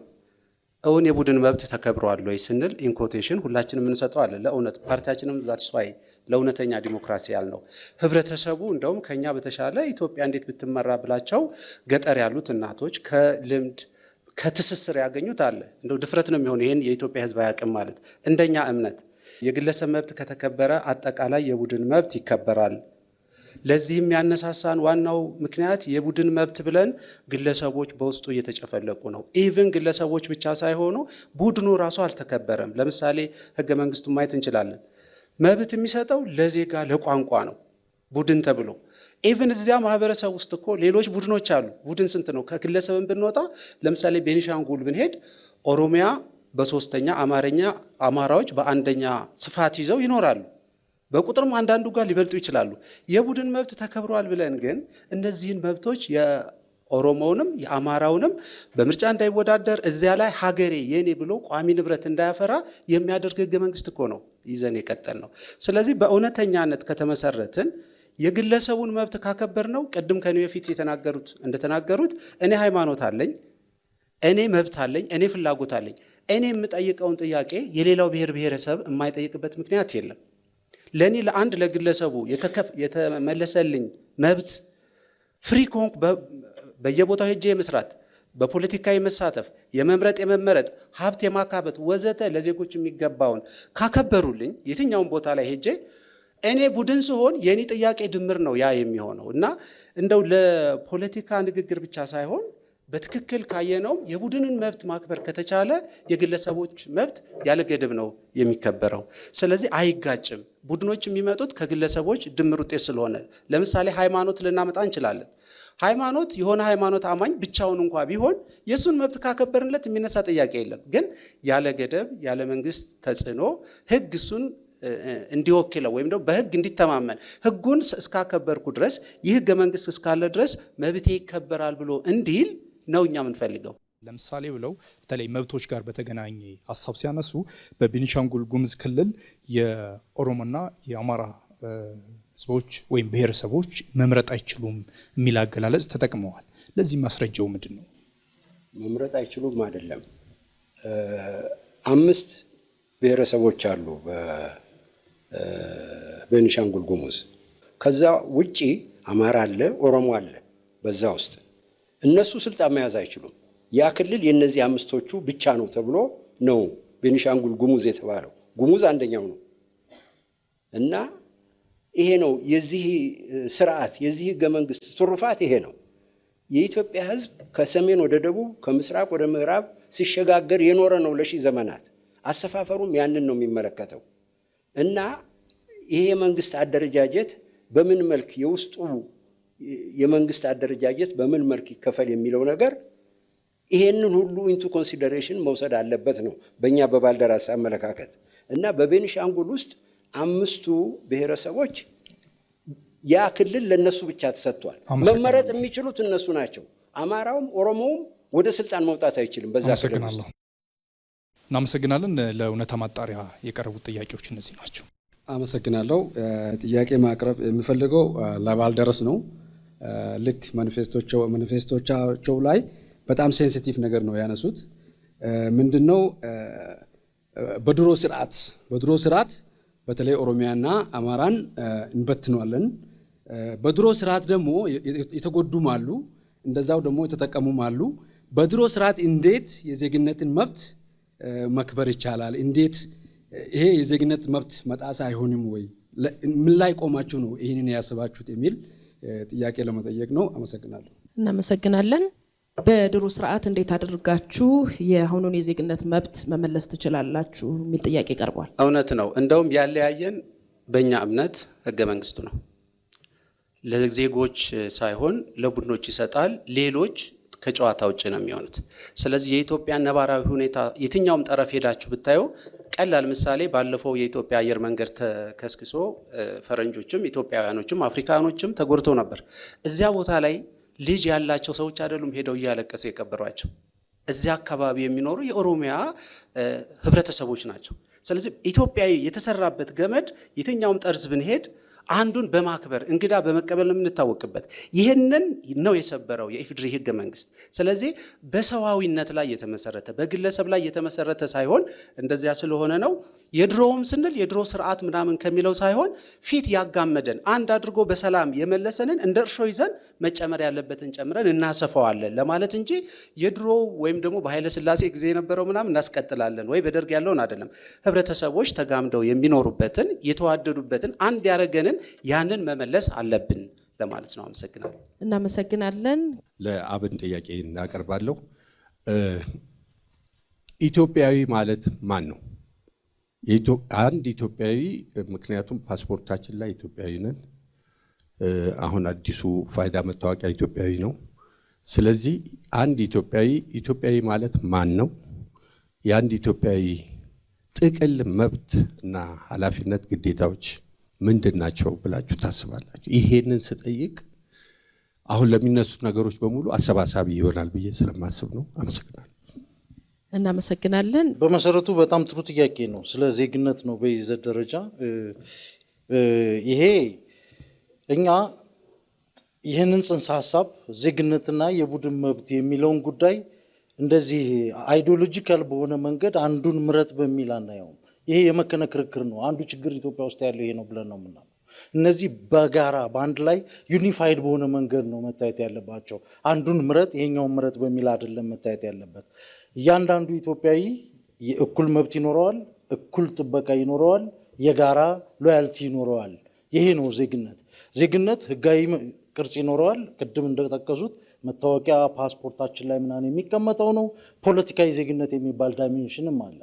በትክክለኛው ድምጻችን የሚሰማበት ጥያቄያችን የሚመለስበት አግባብ ማለት ነው። ይሄን እንዲፈጠር ነው የምፈልገው በዚህ ደረጃ እንዳይቆም። ዋናው ቁም ነገሩ አሁን በዓለም አቀፍ ህግም ያለቀ ጉዳይ እኮ ነው። የግሩፕ ነው የግለሰብ ነው መብት የሚባለው ክርክር ምንም ቦታ የለውም። አሁን ዩኒፋይድ የሆነ ፐርስፔክቲቭ ነው ያለው። በጀነሬሽን እየተቀመጠ ነበር። ፈርስት ጀነሬሽን፣ ሰከንድ ጀነሬሽን ምናምን እየተባለ በአይሲሲፒአር፣ አይሲኤስሲአር ሌሎች እንደገና የሰልፍ ዲተርሚኔሽንን ጨምሮ ያሉ የመብት ጉዳዮች አሉ። አሁን ዩኒፋይድ ሆሊስቲክ አፕሮች የሚባለው በአንድ ላይ ነው የሚታዩት። ስለዚህ ግለሰብም ነው አንድ ሰው፣ የማህበረሰብም አካል ነው፣ የማህበረሰብም ታሪክ አለው፣ ባህል አለው፣ ወግ አለው። ከፍ ብሎ በሀገራዊነት ደረጃም ይገለጻል፣ በሰብአዊነት ደረጃም ይገለጻል የሰው ልጅ ማንነት። እነዚህ ሁሉ የማንነቶቹ መገለጫዎች ናቸው። ስለዚህ ግለሰብ ብቻ ነህ ባህል የለህም ወይም ደግሞ ይሄ ነገር የለህም በሚል ዳይኮቶማይዝ የማድረግ ይሄ በነገራችን ላይ ዝቅ ሲል አንድን ግለሰብ ሶውልና ቦዲ ብሎ ነፍስና ስጋውንም የሚከፍል ፍልስፍና አለ። ይህ በጣም አስቸጋሪ ጉዳይ ነውና እኛ ክርክሩ ራሱ እንደዚህ መመራት የለበትም። በአንድ ላይ አብሮ የሚሄዱ ጽንሰ ሀሳቦች ናቸው በሚል ነው የምናየው ጉዳይ። እናመሰግናለን። ተጨማሪ እድሎችን ለተሳታፊዎች እንሰጣለን። የሚጠይቀው ለአማራ ብሔራዊ ንቅናቄ ፓርቲ ነው። እዚህ በቀረበው ክርክር ላይ አብን እንዴት አድርጎ የብሔር ብሔረሰቦችን መብት ሊያስከብር አቅዷል? ቺና ጋር ነገ ቢሰጠው እንዴት እነዚህ መብቶችን ሊያስከብር ይችላል? ለምን የተለያዩ አንቀጾችን አንቀጽ 39 8 እናጠፋለን፣ ክልሎች አያስፈልጉም የሚሉ እንትኖች አሉና እምነቶች፣ ቋንቋዎችን እንዴት አድርጎ ማኔጅ ሊያደርግ ይችላል ነገ ኢትዮጵያን ብንሰጠው የሚል ጥያቄ ነው። አመሰግናለሁ። በጣም ጥሩ። አንደኛ እኛ ያቀረብነውን ሀሳብ ባውዱ እንድትረዱት እንፈልጋለን።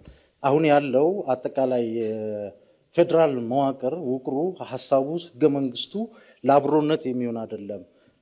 ስለ መገንጠል እየተነጋገርን ስለ ሀገር ሉዓላዊነት ወይም ደግሞ የሀገርን ኢንተረስት ብሔራዊ ጥቅምን በጋራ በዜግነት የማስከበር ጉዳይን የሚፈታተን ነው። ይሄ ኮዲፊኬሽን ኦፍ ዲስፔር አብሮ መኖርን ተስፋ የመቁረጥ በመድኃኒትነት የምናቀርበው ነገር እንደ መርዝ የሚያገለግልበት ሁኔታ ነው። ስለዚህ ምንም መፍትሄ ብለን ያቀረብነው ነገር ትክክል አይደለም የሚል አቋም ነው። በፌዴራል ስርዓት እንድትመራ ሀገሪቱ እንፈልጋለን። ባህል፣ ወግ፣ አጠቃላይ አስተዳደራዊ ታሪክ ምናምን ያለው ማህበረሰብ ነው የኢትዮጵያ ማህበረሰብ አጠቃላይ። ይህንን አይደለም የኛ ተቃውሟችን። በጎሳና በብሔር ማንነት ላይ ብቻ በተናጠል የሚያጠነጥን የኢኮኖሚ፣ የመልካም አስተዳደር፣ የማህበረሰቦችን መስተጋብር፣ የታሪካዊ ፍሰት፣ ቁርኝት መሰረት ያላደረገ አንድ ነገር ላይ ብቻ መሰረት ያደረገ ይኸውም አሁን ላለው ተጨባጭ ግጭት፣ አጠቃላይ ለማህበረሰብ ቅራኔ፣ ለሰዎች ሞት፣ መፈናቀል ምክንያት የሆነው ይሄ እየኖር ነው ያለ ጉዳይ እኮ ነው። ይህንን ነገር በሚያስቀር ማንነታችንም የብሔር ማንነታችን፣ የቋንቋ መብታችን፣ የሃይማኖታዊ መብታችን የሚከበርበት ነገር ግን አንድ ተናጠል ማንነት ላይ ብቻ ፖለቲካ ማደራጃ የማይደረግበት ፌዴራሊዝም ስርዓትና መዋቅር ህገ መንግስት ነው እኛ አድቮኬት የምናደርገው። ይሄ ህብረ ብሔራዊ ማለት ግዴታ እያንዳንዳችን ይሄ ማለቂያም ስለሌለው ነው አንድ ማንነት ላይ ብቻ እየነጣጠልን ያንን ከመሬት ጋር እያቆራኘን ሳጥንና አጥር እየገነባን ግንኙነት የሌለው የፌዴራል ስርዓት እሱ ለግጭትና ለመገዳደል ለመተፋፋት ብቻ ነው የዳረገን። ይሄ ተግባራዊ ሆኖ የታየ ነው። ይህንን ነው መከለስ የምንፈልገው። እሺ፣ አመሰግናለሁኝ። ጥያቄ የማቀርበው ለወሎ ህዝቦች ዲሞክራሲያዊ ፓርቲ ነው። መጠየቅ የምፈልገው ስለ ሁለተኛው አጀንዳ ስለ ዜግነት ነው። ፓርቲያችሁ ጥምር ዜግነትን መስጠት እንደሚሰጥ ገልጻችኋል እና የዜግነት ጉዳይ በጣም ሴንሲቲቭ የሆነ ጉዳይ ነው።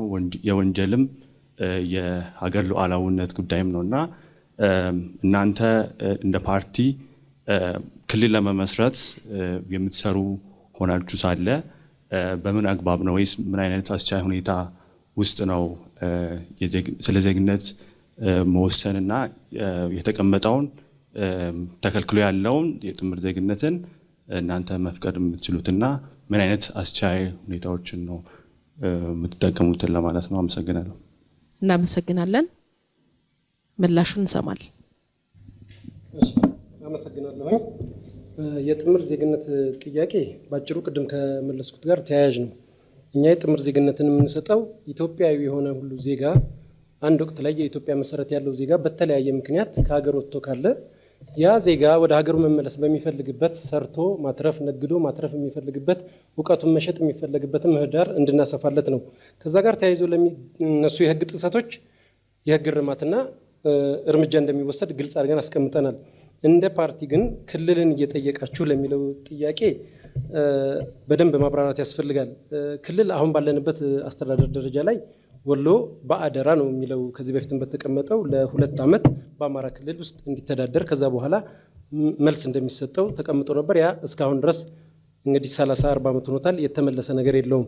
ያንን አስመልክቶ ነው አሁን ባለው ህገ መንግስት ላይ ህዝባችን የሰላም የልማት እጦት እንደዚሁም የክልልነት ጥያቄ እኮ ዲሞክራሲያዊ መብትም ጭምር ነው፣ የህገ መንግስታዊ መብትም ጭምር ስለሆነ ያንን ህገ መንግስትና ዲሞክራሲያዊ መብቱን ኤክሰርሳይዝ ለማድረግ የመብት ጉዳይ ስለሆነ የክልልነት ጥያቄውን በአጠንክሮ ያነሳል፣ መብትም ስለሆነ ነው።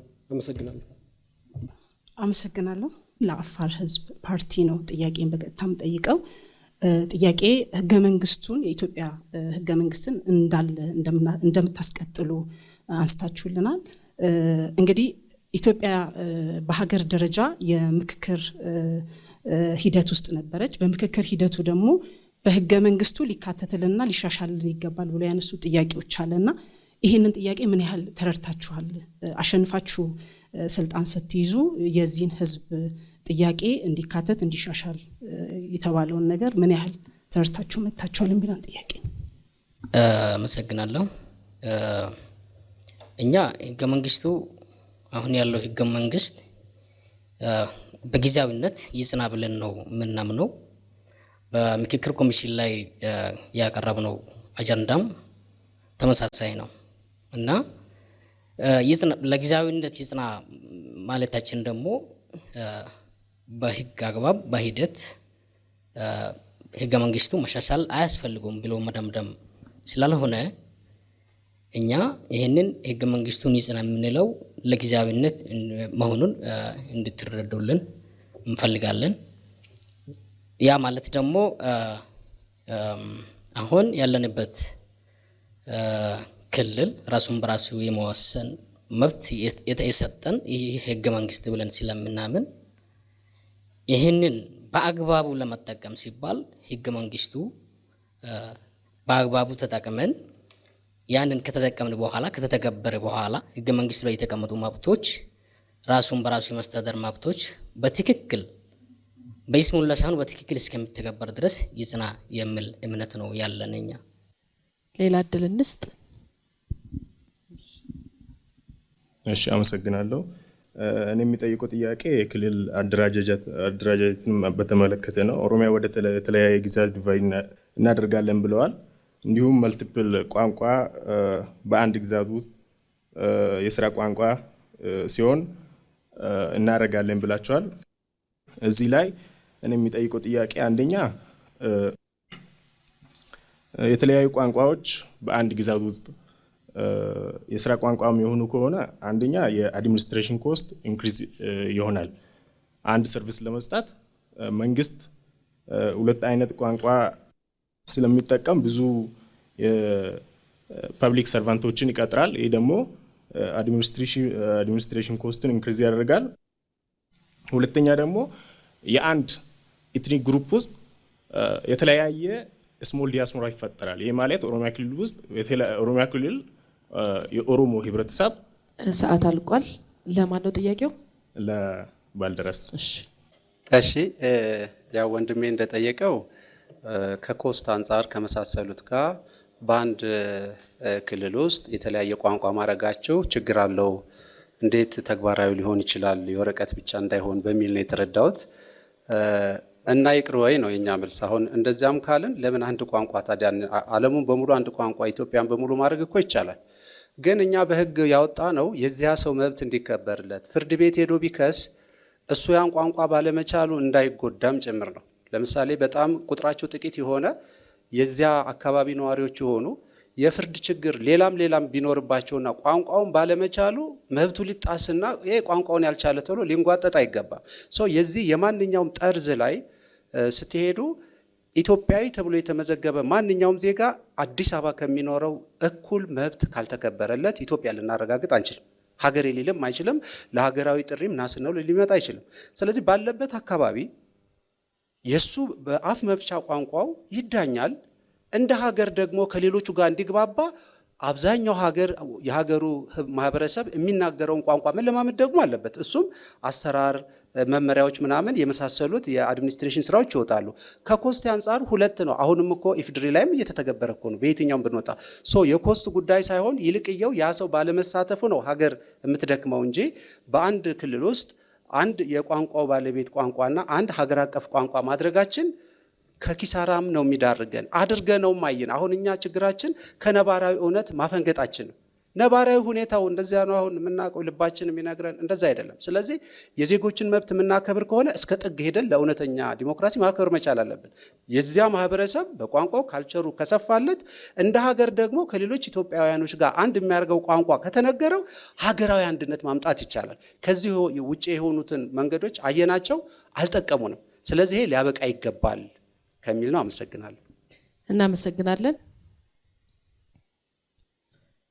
ተጨማሪ ጥያቄዎች ካሉ እድሎችን እንስጥ። እሺ አመሰግናለሁ። እኔ የምጠይቀው ጥያቄ ባልደራስ ነው ማለት ነው። ስፔሲፊክ አድርጎ ያወሩት የኦሮሚያና አማራ ነው። ሌሎቹ ክልሎችስ እንደዛ ነው የሚቀመጡት ወይስ አማራና ኦሮሞ ብቻ ነው የሚበታተኑት? ሁለተኛ አንድ ቋንቋና አንድ ባህል ያሉትን ህዝብ መለያየት አይከብድም ወይ? እናመሰግናለን። ወደ መልሱ እንሂድ። እሺ አመሰግናለሁ። እንደኛ ፓርቲ ኦሮሚያና አማራ ብቻ ሳይሆን ሁሉንም ናቸው። 34 ስንል ሁሉንም ነው። ለምሳሌ ፓርቲያችን በስፋትም የተሳተፈ ያለው አራቱ የደቡብ ክልሎችም ላይ ነው፣ ኦሮሚያን ጨምሮ ማለት ነው። ምንድነው መሆን ያለበት? ህዝቦች እንዴት ነው ተስማምተው የሚኖሩት? አሁን እኮ እኛ ህዝብን መስማት ነው ያቃተን። ህዝቦች ከማጋቢ ሆኑ ያውቃሉ፣ ከማጋቢ ጎራበቱ ጥሩ እንደሚሆኑ ያውቃሉ። የነሱን ትክክለኛ እኛ ሰው ልከን ተጽዕኖ ፈጥረን ሳይሆን የዚህ አካባቢ ሰው ከምንም ፖለቲካዊና ከማስፈራራት ነፃ ሆኖ እንዴት ቢዳኝ እንዴት ቢሆን ይሻላል የሚለውን የህዝብ ድምፅ መስማት ነው። እንግዲህ ዲሞክራሲያዊ ስርዓት ማለት በህዝብ ይሁንታ የሚገኝ ህዝብ ኮንትራቱን ካነሳበት የሚወርድ ከሆነ ህዝብን ካልሰማው ልቀጥል አልችልም። ክልልም ስንመሰርት ለህዝቡ ለውይይት ይቀርባል። ከየትኛውም የኃይልና መሰል ተጽዕኖች ነፃ በሆነ ለዚያ ማህበረሰብ የሚጠቅም ከለላ ነው የምናደርገው። ከዚህም ባለፈ አሁን እንደምናየው ለምሳሌ አፋርን ብንወስድ ብዙ ሰው ሳይንቲስቶች ወርደው እዚያ ይሰራሉ፣ ምርምር ያደርጋሉ። የኢትዮጵያ አይን የሆነ ቦታ ነው። ግን ልማቱን ስናይ ወደ ኋላ የተንቀረፈፈ ነው። ለምን? በዚያ ክልል ብቻ ነው የሚደረሳቸው ድጎማ አሁን ባለው በኢፌዴሪ ሕግ ያ ይጎዳዋል ማለት ነው። ኢትዮጵያዊ ካልነው ከጥቅሙ የምንጋራ ከሆነ በየትኛውም ጠርዝ መሀልም ያለው እኩል ተጠቃሚ እንዲሆን አድያማዊ የፌዴራል ከተሞች ያደረግነውም ሀገሪቱን ከጫፍ እስከ ጫፍ አስሮ ልገንጠል እንኳ ቢል መብቱ እስከተከበረለትና የሚፈልገው ጥያቄ እስከመጣለት ድረስ ሊሄድ አይልም። ስለዚህ አንድ የሚያደርገው የሚያስተሳስራቸው የከተማ ግንኙነት ይፈጥራሉ። ከየትኛውም ጠርዝ ያሉት የእድገት ሽግግር ያደርጋሉ፣ የሀሳብ ልውውጥ ያደርጋሉ። ኢትዮጵያ እንድታድግ ከተፈለገ ዳርም ያለው መሀልም ያለው እኩል መተሳሰብ አለበት። ያው ማኒፌስቶውን ስላላያችሁት ነው። ማኒፌስቶ ላይ ኦሮሚያና አማራን ብቻ አይደለም፣ በቁጥር ሰፊ ስለሆኑ ነው እነሱን ያገኘ ነው። በኢትዮጵያን ፖለቲካ ትልቅ ቀውስም ትልቅ መድኃኒትም የሚሆኑት እነዚህ ጃያንት የሆኑ ሰፊ ህዝብ ያላቸው ስለሆኑ ከእነሱ እንጀምራለን ለማለት ነው። አመሰግናለሁ። እናመሰግናለን። የፖለቲካ ፓርቲ ተወካዮች ፓርቲዎቻችሁ የቀረቡላቸውን ጥያቄዎች መልሳቸዋል። ጥያቄዎቹን ያቀረባችሁልንም ተሳታፊዎች እናመሰግናለን። አሁን ወደ ማጠቃለሉ ወደ መጨረሻዎቹ ምዕራፎች እየሄድን ነው የምንገኘው። እንግዲህ እስካሁን ባለው ሂደት ከኛና ከተሳታፊዎች የመጡላቸውን ጥያቄዎች ስትመልሱ ቆይታችኋል። አሁን ደግሞ እድሉን እርስ በርስ እንድትጠያየቁ እንሰጣለን። አሁን በቅድሚያ እድሉን እንስጣችሁና በቅደም ተከተላችሁ መሰረት ከአብን እንጀምራለን። እሺ፣ አመሰግናለሁ። የመጀመሪያው ጥያቄ ለወሎ ነው። የክልል የመሆን ጥያቄ ወደ መከፋፈል ስርዓት ይወስዳል ብላችሁ አታምኑም? ምክንያቱም ወሎ ሁሉም ማንነቶችና እምነቶች ተቻችለው ሳይሆን በእውቅናና በፍቅር የሚኖሩበት ነው።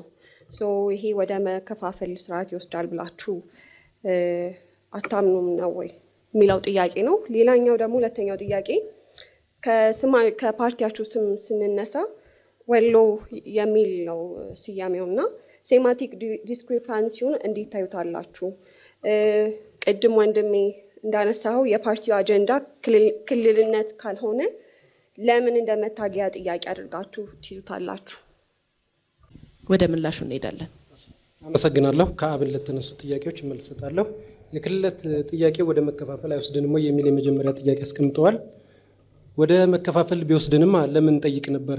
እኛ እየጠየቅን ያለነው በዋናነት የሰላምና የልማት ችግር ስላለብን የሰላምና የልማት ችግር በዛውም በተጨማሪ ዲሞክራሲያዊና ህገ መንግስታዊ መብታችንን ኤክሰርሳይዝ የማድረግ ሙሉ መብት በህገ መንግስቱ አንቀጽ 39 ላይ ስለተሰጠ ያንን መብት የመጠቀም ህገ መንግስታዊና ዲሞክራሲያዊ ጥያቄዎችን ነው ያነሳ ነው። በተጨማሪ የህዝባችን ጥያቄ ስለሆነ ይህንን ጥያቄ በተደራጀ መልኩ ከፓርቲው ውጪ የህዝባዊ ኮሚቴ ተዋቅሮ ጥያቄውን ማስገብቶ መልሱን ከፌዴሬሽን ምክር ቤት እየተጠባበቀ ይገኛል፣ ስርዓቱን ጠይቆ ስለሄደ።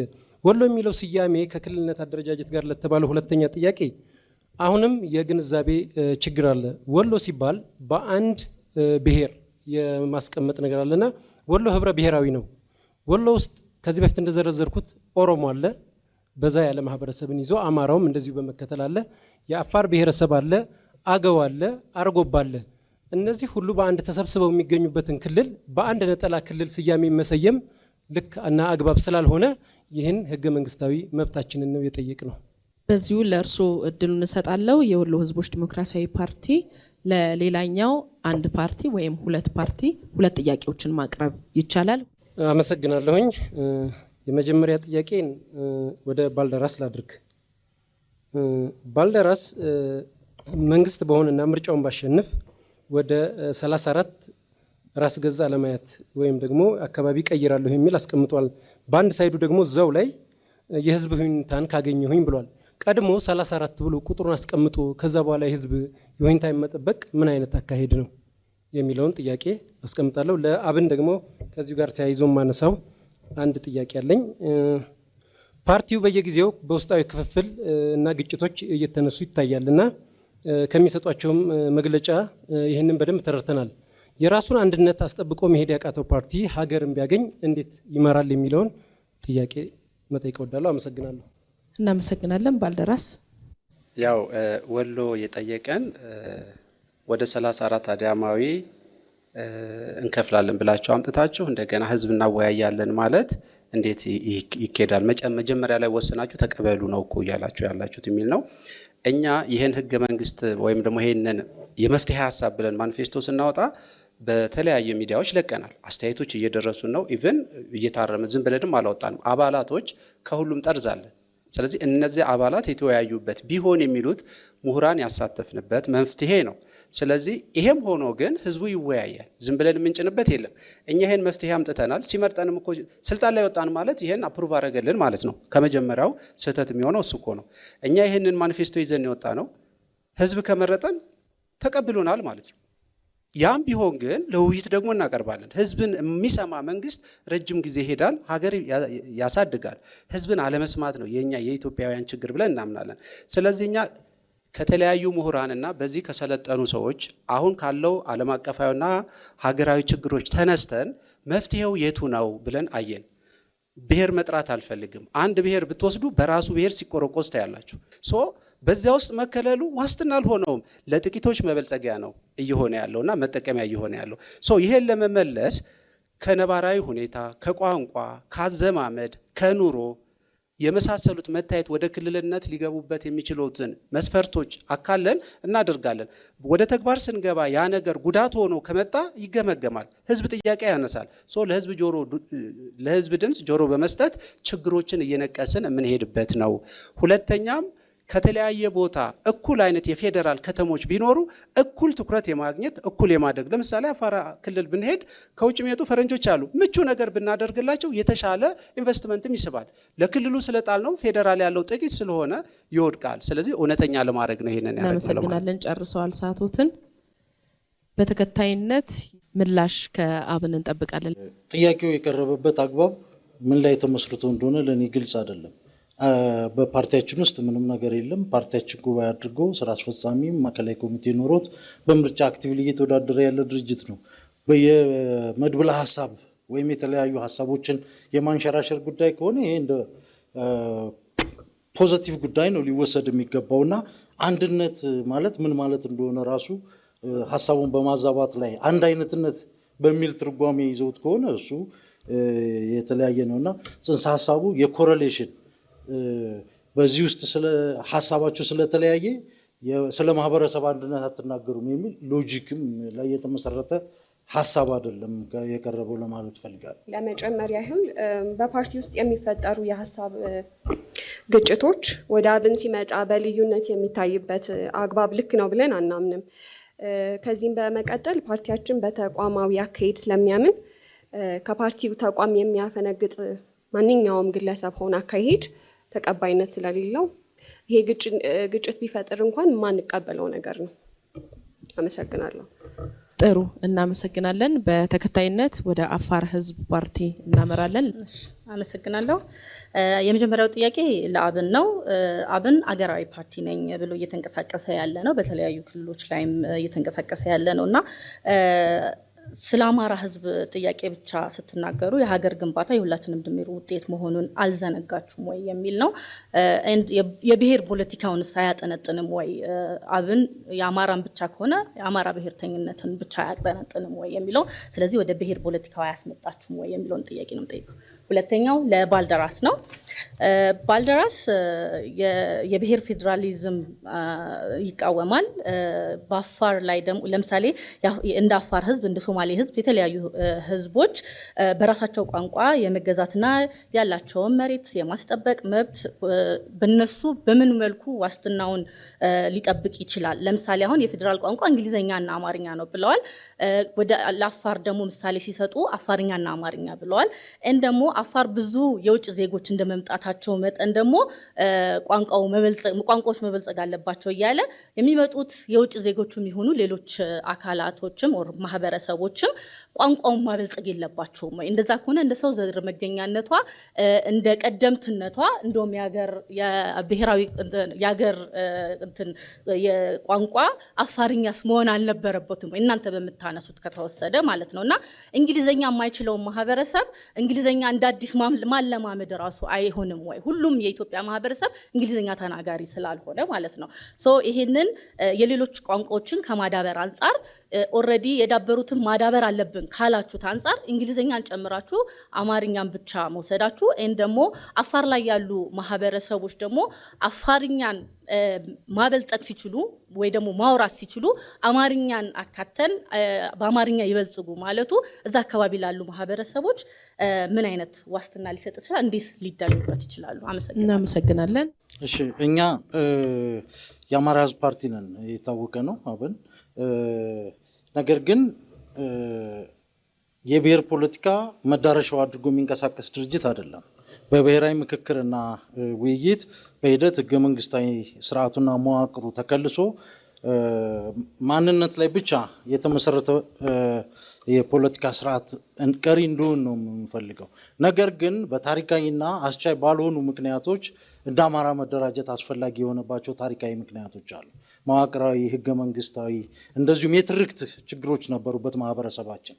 ስለዚህ በኢትዮጵያዊነቱ በዜግነቱ የማይከበርበት በማንነቱ ተለይቶ የሚጠቃበት የፖለቲካ ስርዓቱን ስለሆነ ይሄንን በማንነት ተደራጅቶ ስርዓቱ በዚህ ብቻ ስለሚፈቅድ ፖለቲካ መደራጀትን፣ ተጠቃሚነትን፣ መደራደርንም በዚሁ መንገድ ስለሆነ የቀየሰው በዚሁ መንገድ ተደራጅተን ነገር ግን በዘላቂነት ከሌሎች ወንድም ኢትዮጵያውያን እህት ወንድም ኢትዮጵያውያን ጋር በድርድር ይሄ ቀሪ የሚሆንበትን የፖለቲካ ስራ ነው መስራት እንፈልገው። እንዳጋጣሚ ግን የብሔር አደረጃጀት የራሱ ችግር ያለው መሆኑን በተዘዋዋሪ መንገድ የአፋር ህዝቦች ድርጅት መግለጹ እኛ ግን እንደ ግብ የምንቀበለው አይደለም። እነሱ እንደ ግብ ሲያቀርቡት ስለሰማው ቫሊዴሽን አድርጌ ወስጄዋለሁ ለማለት ነው። ህዝባችን መልቲ ሌየር ቫዮለንስ ሲያስተናግድ ከቆየ ድፍን 30 ዓመት ተቆጥረዋል። ፎልስ ናሬሽን የተለያዩ ዲስኮርሶችን ካውንተር ለማድረግ የተዋቀረ ፓርቲ ነው። አይ ቲንክ ይሄ በደንብ ይመልሳል ብዬ አስባለሁ ጥያቄያችሁን። እናመሰግናለን። ባልደራስ። እሺ እናመሰግናለን። ያው ከአፋር የቀረበልን ጥያቄ አለ። አንደኛ እኛ አፋርኛና አማርኛ ስንል ለዚያ ህብረተሰብ ነዋሪ አፋርኛ አለው ከሌላው ጋር የሚያስተሳስረው አማርኛ አምጥተናል ነው። ከዚህ በላይ መሄድ እንዴት ይቻላል? ለምሳሌ እንግሊዘኛ ተብሏል። እንግሊዘኛ እኮ በትምህርት ስርዓቱም ከተወሰነ ዓመት ጀምሮ ተማሪዎች እየተማሩ ነው ያሉት። ስለዚህ በዚያ ኮሚኒኬት ማድረግ ይቻላል። ለምሳሌ አማራ ክልል ራሱ ብለን እንኳ ብንነሳ እንግሊዘኛን እንደተለየ ነገር አድርገን አልያዝንም። ይሄ መታወቅ አለበት። በታሪክ አጋጣሚ ኢትዮጵያ የምትባለው ሀገር ስትሰራ ጎልተው የወጡ ህብረተሰቡ የሚግባባባቸው ቋንቋዎች አሉ። እነዚያን ማስቀጠል ይሻላል ከዜሮ ጀምሮ ማንሳት። አማራ ሆኖ የተወለደ ሊኖር ይችላል። አማራ ክልል ሆኖ በትምህርት ከውጭ መጥቶ አማርኛ ሊቻል ይችላል። ቋንቋን እንደ መስፈርት አይደለም እኛ የምናየው። ቋንቋ መግባቢያ ነው ዓለም አቀፍ ሳይንሱም የሚለው። ስለዚህ በኢትዮጵያ ታሪክ በኢትዮጵያ ስሪት አማርኛ ለብዙ ብሔር ብሔረሰቦች ኢትዮጵያ ውስጥ ላሉት መግባቢያ ሆኖ መጥቷል። ሰው ተጽዕኖ አድርጎበት አይደለም፣ በህብረተሰብ ግንኙነት። ይሄ ነገር ደግሞ ከሌሎቹ ጋር ያግባባል። አዲስ ፈጥረን ወደዚያ ከምንሄድ ያለውን እያዳበርን ግን ደግሞ እዚያ ያለው ማህበረሰብ ሳይጎዳ የሚገናኝበትን እናደርጋለን። እውነት ነው አፋር የኢትዮጵያ አይን ነው፣ አንድ የቱሪዝም መስህብ ነው። እዚያ ላይ ያለውን ደግሞ እንግሊዘኛን ጨምርበት ከተባለ ምናልባት በዚያ በሀገሩ ወይም በክልሉ ወይም እዚያ ላይ በሚኖር ለምሳሌኛ ፌዴራል ስርዓቶች አሉን አዳማዊት ስንል ይሄንንም ጨምሮ እንደ ሀገር ፋይዳ ሊመልሱ የሚችሉ ሊሰሩ የሚችሉ ዝርዝር ነገሮች ማንፈስ ሰው ውስጥ አለ። ያን ካለመረዳት የመጣ እንጂ አማርኛን ሁሉም ሰው በዜግነት ኢትዮጵያ ውስጥ ሲኖር በአነዋወር ስለለመደው እሱንና የሚኖርበትን አፍ መፍቻውን ብናደርግለት ከሌላው ጋር ተግባብቶ ጥያቄዎቹን ጠይቆ መብቱን ተጠብቆለት ይኖራል ከሚል የመጣ ነው። በተከታይነት እድሉ ለእናንተ ነው የሚሰጠው። እሺ እኔ አንድ ጥያቄ ላቅርብ። ለወሎ ሁላችንም ስንሰማ እንደምናውቀው ወሎ ገራገሩ ይባላል፣ ወሎ የፍቅር ሀገር ይባላል። ወሎን ስናስባት ከሁሉም ጋር ተስማምቶ የሚኖር ነው። አሁን ባለው አወቃቀርም የአማራ ክልል ውስጥ የሚካተት ዞን ሆኖ ነው የቀረበው እና እኔ የምጠይቀው ጥያቄ ከሌላው የአማራ ክልል ከሆነው ምን የተለየ በደል ወይም ምን የተለየ ጥያቄ አንስቶ ነው እናንተ እንደ ፓርቲ ወሎ ህብረት ብላችሁ የተነሳችሁት? ምንስ ልታጎናጸፉት ነው ለዚህ ማህበረሰብ የሚል አንድ ጥያቄ አለኝ። አመሰግናለሁ። መጀመሪያ ማስተካከያ ያስፈልገዋል ጥያቄው። ወሎ ህብረት የሚል ነገር አንስተዋል። እኛ ወሎ ህብረቶች አይደለንም። ወዴፓ ወይም የወሎ ህዝቦች ዲሞክራሲያዊ ፓርቲ ነው። አረማለሁ።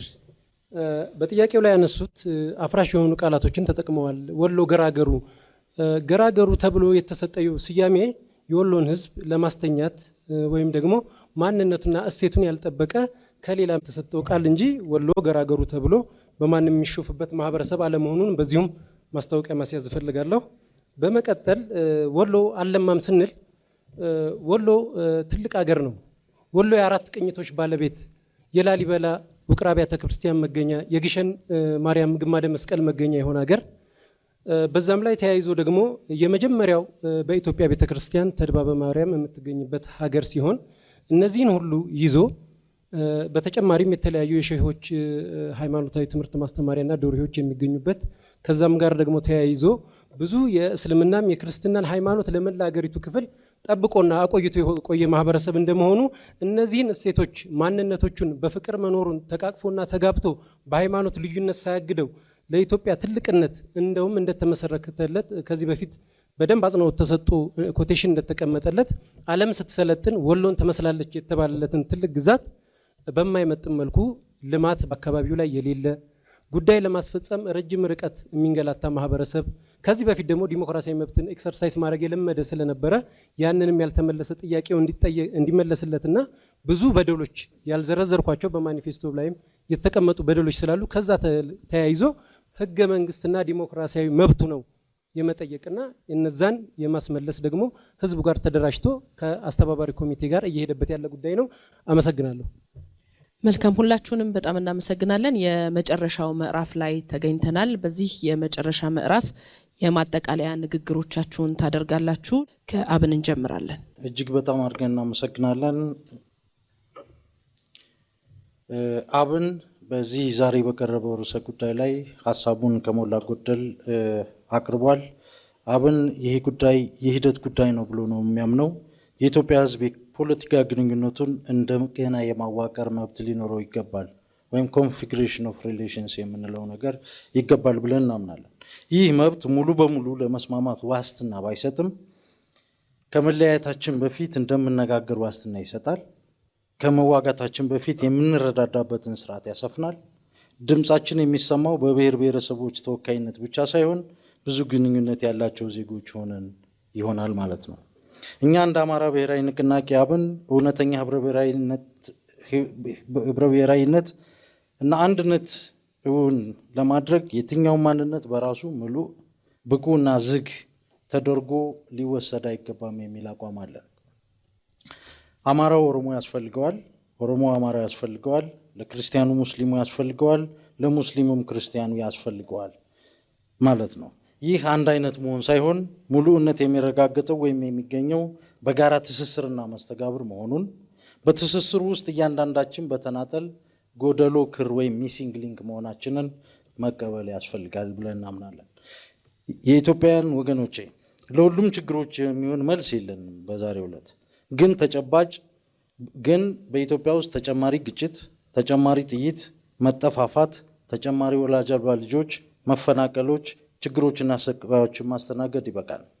አብረን እንሁን፣ ግንኙነታችንን እንደገና እናዋቅር። እያንዳንዱ ድምፅ አስፈላጊና ተሰሚ የሆነበት፣ ሁሉም ማንነቶች እውቅና የሚያገኙበት፣ ሆኖም ማንም ዝግ ወደሆነ የማንነት ሳጥን የማይገባበት የፖለቲካ ስርዓት መገንባት ይጠበቅብናል። መፍትሄው ምንድን ነው? በጥቅሉ መፍትሄው አስተሳሰባችንን መለወጥ ነው። ማህበረሰባችን እንደ ሳጥን ሳይሆን እንደ ወዞች እርስ በርስ መታየት መቻል፣ መገናኘትና መግባባት የሚችሉበትን ሁኔታ እንዳዳብሩ ማድረግ፣ ይህንን ድባብ መፍጠር ይገባል። ለምሳሌ እኔ አማራ ነኝ። አማራ ነኝ ማለት ግን አማራ ነኝ ብቻ ማለት አይደለም። እኔ አባት ነኝ፣ አስተማሪ ነኝ፣ ተማሪ ነኝ፣ እምነት አለኝ፣ ሙስሊም ነኝ። ይሄ ሁሉ የማንነቴ መገለጫዎች ናቸው። ስለዚህ አንዱ በነጠላ የማንነት መገለጫ እንደሆነ አልፈቅድም። ወደፊት ኢትዮጵያ ውስጥ መሆን ያለበት ይሄ ነው። በማህበረሰብ ደረጃ ማንነት የለንም ማለት አይቻልም። ክርክሩ በግለሰብ መካከል በግለሰብ መብትና በቡድን መብት መካከል የሚለው የመከነ አማራጭ ነው። እሱ ጋሪ መሆን ይኖርበታል። ስለዚህ ጥያቄው መሰረታዊ ጥያቄው መሆን ያለበት እንዴት እንከፋፈል ወይም እንለያይ ሳይሆን እንዴት አብረን እንሆን፣ እንዴት አብረን እንተዳደር፣ እንዴት ሀገር አብረን እንገንባ፣ እንዴት ግንኙነታችንን እናጠናክር የሚል መሆን አለበት። በእርግጥ ይህ ቀላል ጉዳይ አይደለም። ሆኖም የማይቻል ደግሞ አይደለም። ሰዓት ጨርሰዋል። እናመሰግናለን። የወሎ ህዝቦች ዲሞክራሲያዊ ፓርቲ። አመሰግናለሁ። ውድ የሀገሬ ህዝቦች፣ የዜጎች የህብረ ብሔራዊነት መሰረት የሆነው የወሎ ህዝቦች ዲሞክራሲያዊ ፓርቲ የጾታ እኩልነት መብት በህግም በተግባርም በጾታ እኩልነት እጦት የሚመጡ ተግዳሮቶችን ለማድረቅ በግንዛቤ ማስፋፊያ፣ ትምህርት፣ ስልጠናና በፖለቲካ ውሳኔ ሰጪነት የጎላ ሚናና ድርሻ እንዲኖራቸው የሚያስችል አሰራር እንዲጎለብት ወዴፓ በብርቱ ይሰራል። በዜጎች መካከል ያለውን ልዩነት እያሰፋ እምርታዊ ለውጥ ማምጣት የዳገት ላይ ጉዞ የሆነበት ምክንያትን ግለሰብ ላይ ትኩረት በማድረግ የህብረተሰብንና ማህበረሰብን ግንዛቤ ለመቀየር የሚያስችላልን በተጨማሪም ማህበራዊና ኢኮኖሚያዊ ልዩነቶችን ለማጥፋት የሚያስችሉ ተፈጻሚ ለማድረግ የፖሊሲ አቅጣጫ መንደፍና ተግባራዊ ማድረግ እንዲሁም ቀጣይነቱን እያረጋገጡ በመሄድ ወዴፓ ይሰራል። የህዝቦች መብት ለመጠበቅ ህጋዊ አሰራሮችና አገልግሎቶች በየደረጃው ተግባራዊ እንዳይሆኑ የሚያደርጉ ድርጅቶች፣ ማህበርና ግለሰብ በህግ አግባብ መጠየቅ እንዳለባቸው ወዴፓ ያምናል። ብልሹ አሰራሮች፣ ሌብነት፣ ዘረፋና የመሳሰሉት የዜጎች ጠንቅ የሆኑ ችግሮች እየተስፋፉ እንዳይሄዱ ከስር መሰረታቸው ማድረግ ያስፈልጋል። በሌብነት ከህግ ውጭ በሆኑ አሰራሮች ብዙሃኑ ህዝብን ገቢውን ማሳደግ ተስኖት የሚቸገርበት፣ በኑሮ ውድነትና በመልካም አስተዳደር ችግር የሚሰቃይበት፣ የሚያነሳቸውም ጥያቄዎች በአግባቡ መፈታት ሲገባቸው ጸረ ዲሞክራሲያዊ በሆነ መንገድ ምላሽ የመስጠት ችግሮች ያሉ በመሆኑ ይህንን በእንጭጩ ለመቅጨት ፓርቲው ቁርጠኛ ነው። ውድ ኢትዮጵያውያን፣ ካለብን ችግሮች ለመውጣት መፍትሄው ቁልፍን መምረጥ ነውና ቁልፍ የማንነት ችግሮች መክፈቻ ነው። ቁልፍን ሲመርጡ የማህበራዊ፣ ኢኮኖሚያዊ፣ ፖለቲካዊ ችግሮቻችን ይከፈታሉ። ቁልፍን ይምረጡ። አመሰግናለሁ። እናመሰግናለን። የአፋር ህዝብ ፓርቲ። አመሰግናለሁ። ይህ ክርክር ለሀገራችን የወደፊት ጉዞ ትልቅ ግብአት የሚሆን ነው። እኛ በአህባስ ስም ስንመሰክር ፓርቲያችን በቂም በቀል ሳይሆን በፍትህ ላይ የተመሰረተ መሆኑን በድጋሚ እናረጋግጣለን። ኢትዮጵያዊነት እንደገና መተርጎም ያስፈልጋል። ለአመታት ኢትዮጵያዊነት ሲተረጎም የአንድ ወገን ባህል እና ቋንቋ በማዕከልነት ያስቀጠለ ነበረ። ይህ አካሄድ ግን ኢትዮጵያን አላበለጸጋትም። ይልቁንስ ወደ ግጭትና ወደ መከፋፈል የመራት ነው። የዜግነት ፖለቲካ ማለት የብሔር መብትን መደምሰስ ማለት አይደለም። የአፋር ህዝብ ራሱን በቋንቋውና በባህሉ የማስተዳደር መብት ከሌለው ዜግነት ትርጉም የለውም። ዜግነት በሁለት ምሰሶች ላይ መቆም አለበት። በኢትዮጵያዊነት የጋራ ዜግነትና በክልላዊ ባለቤትነት በልዩ መብት። የአንድ ዜጋ በየትኛውም የሀገሪቱ ክፍል የመኖር መብት ቢኖረውም የአካባቢውን ተወላጅ ማንነትና የመሬት ባለቤትነት መብቱን ሊሸረሸር አይገባም። ብዝሃነት እንደ ኃይል ዛሬ ኢትዮጵያ በብዝሃነት መነጽር እንደገና መተርጎም አለበት። ኢትዮጵያዊነት ማለት የአፋር፣ የአማራ፣ የሶማሌ፣ የወላይታው፣ የኦሮሞ እንዲሁም የሌሎች ብሔሮች ድምር ውጤት እንጂ አንዱ የሌላውን የሚተካበት ሂሳብ አይደለም። የባህል እኩልነት በአንድ ቀሚስ ወይም ደግሞ በአንድ መወከል ሳይሆን ቋንቋም በአንድ ቋንቋ በአማርኛ ብቻ እንዲሁም የባዕድ ቋንቋን መምረጥ ሳይሆን ብሔራዊ ቋንቋ ማቅረብ ኢትዮጵያን ማጥበብ ነው። ኢትዮጵያዊነት ሰፋ አድርገን እንየው። ኢትዮጵያዊነትን ሰፋ አድርገን እንመልከተው። ኢኮኖሚያዊ ፍትህ የአርብቶ አደሩ መሬት ለኢንዱስትሪና ለልማት ሲፈለግ ብቻ መታወስ የለበትም። ዜግነት ማለት አፋር በሀገሪቱ የንግድ መስመሮችና የተፈጥሮ ሀብቶች ላይ እኩል ውሳኔ ሰጪ መሆን ሲችል ነው። ከአጎራባት ወንድም ህዝቦች ጋር ያለንን የታሪክና የደም ትስስር እናከብራለን። ነገር ግን እንደዚህ አይነት ትስስሮች የክልላዊ ሉዓላዊነትንና የድንበር አንድነታችንን በሚጋፉ መልኩ መተርጎም የለባቸውም። አህፓን ምረጡ። ብዝሃነት ውበታችን ነው። ህብረ ብሔራዊነት የፌዴራሊዝም ዋስትናችን ነው። ምልክታችን እንደምታዩት የቴምር ዛፍና እጅ ነው። የቴምር ዛፍ በታሪካዊ ማንነታችን ጸንተን የምንቆየው እንደ ፍሬው ለህዝባችን ጣፋጭ የልማት ተስፋን ይዘን የመጣንን አህፓን ምረጡ። የአፋር ህዝብ ፓርቲ። አመሰግናለሁ። እናመሰግናለን። ባልደራስ ለእውነተኛ ዲሞክራሲ። ታዳሚያን እስካሁን እንዳዳመጣችሁት የዚህ ሀገር ችግር የሀገር ውስጥ ክልል እንዴት ይካለል፣ ምን አይነት የስራ ቋንቋና የብሔራዊ ቋንቋ ይኖር የሚል ነው። በእኛ አመለካከት፣ በባልደራስ አመለካከት ሀገር በቋንቋ ብቻ መከለል የለበትም። ብዙ መመዘኛዎች አሉ። እነዛን ባካተተ መልኩ በጥናት በተመረኮዘ መልኩ ነው መካለል ያለበት። ስለዚህ በእኛ ማኒፌስቶ ውስጥ 34 አድያሞች እና 7 የራስ ገዝ የፌዴራል ከተሞች ስናካልል ከመሬት ተነስተን አይደለም፣ ጥናት ተጠንቶ ነው። ከዚህ በፊትም በደርግ ጊዜ ተጠና አለ። እሱንም ወስደን ከዛ በኋላ ደግሞ እንደገና ተጨማሪ ጥናት ተደርጎ የተደረሰበት ነው። እነዚህ ራስ ገዝ አድያሞች መብት አላቸው፣ የቋንቋ መብት አላቸው፣ የአስተዳደር መብት አላቸው። እሱ አልተሻረም። ነገር ግን ኢትዮጵያ የምትባል ሀገር አለች። ኢትዮጵያ የምትባለው ሀገር የሥራ ቋንቋ ያስፈልጋታል። ክልሎች ደግሞ የራሳቸው ቋንቋ ያስፈልጋቸዋል። እነዚህ ሁለቱ መጣጣም አለባቸው። አሁን ለምሳሌ በፌዴራል የተዋቀሩ ሀገሮች አሉ። ናይጄሪያ እና ህንድን እንውሰድ። ናይጄሪያ ከ200 ሚሊዮን በላይ ህዝብ አላቸው። 525 ብሔረሰቦች አሉ። የሚጠቀሙበት የሥራ ቋንቋ ግን እንግሊዘኛ ብቻ ነው። ህንድ 1.4 ከቻይና እንበልጣለች። አሁን 1.4 ቢሊዮን ህዝብ አላቸው ህንዶች። የሚጠቀሙበት ሂንዲ የሚባልና እንግሊዘኛ ነው። ስለዚህ ኢትዮጵያ ከዓለም ተገንጥላ የምትኖር አይደለችም። ከዓለም ጋር ንግድ አላት። ከዓለም ይሄ ንግድ በሚስማማ ቋንቋ መካሄድ አለበት። ስለዚህ ዋናው ነጥብ ምንድን ነው? 80 ብሔረሰቦች በእኛ ሀገር አሉ። በ80 ክልል ግን ልንተዳደር አንችልም። ስለዚህ ማኔጀብል የሆነ አሰፋፈራቸው የተቀራረበ፣ ባህላቸው የተቀራረበ፣ ጂኦግራፊያቸው ለልማት ያመቼ፣ ለአስተዳደር ቅልጥፍና ያላቸውን አካባቢዎች በዚህ መልክ ብናዋቅርና ትልቁ ችግር ደግሞ ስምንና መሬትንና ብሔረሰብን አለማገናኘት፣ ሰላም የምናገኝበትን የፖለቲካ አደረጃጀት እንምረጥ። ይሄ ደግሞ ከዓለም አቀፍ ተመክሮ መውሰድ ይኖርብናል። አሁን እኛ በእኛ ህገ መንግስት ውስጥ ለምሳሌ የአፋር ራስ ገዝ አድያም አለ። የመሬት ይዞታቸው በአርብቶ አደር ይዞታ በሆል ነው የሚተዳደረው። በቋንቋቸው ይጠቀማሉ። አገሪቱ ግን የሥራ ቋንቋ ያስፈልጋታል።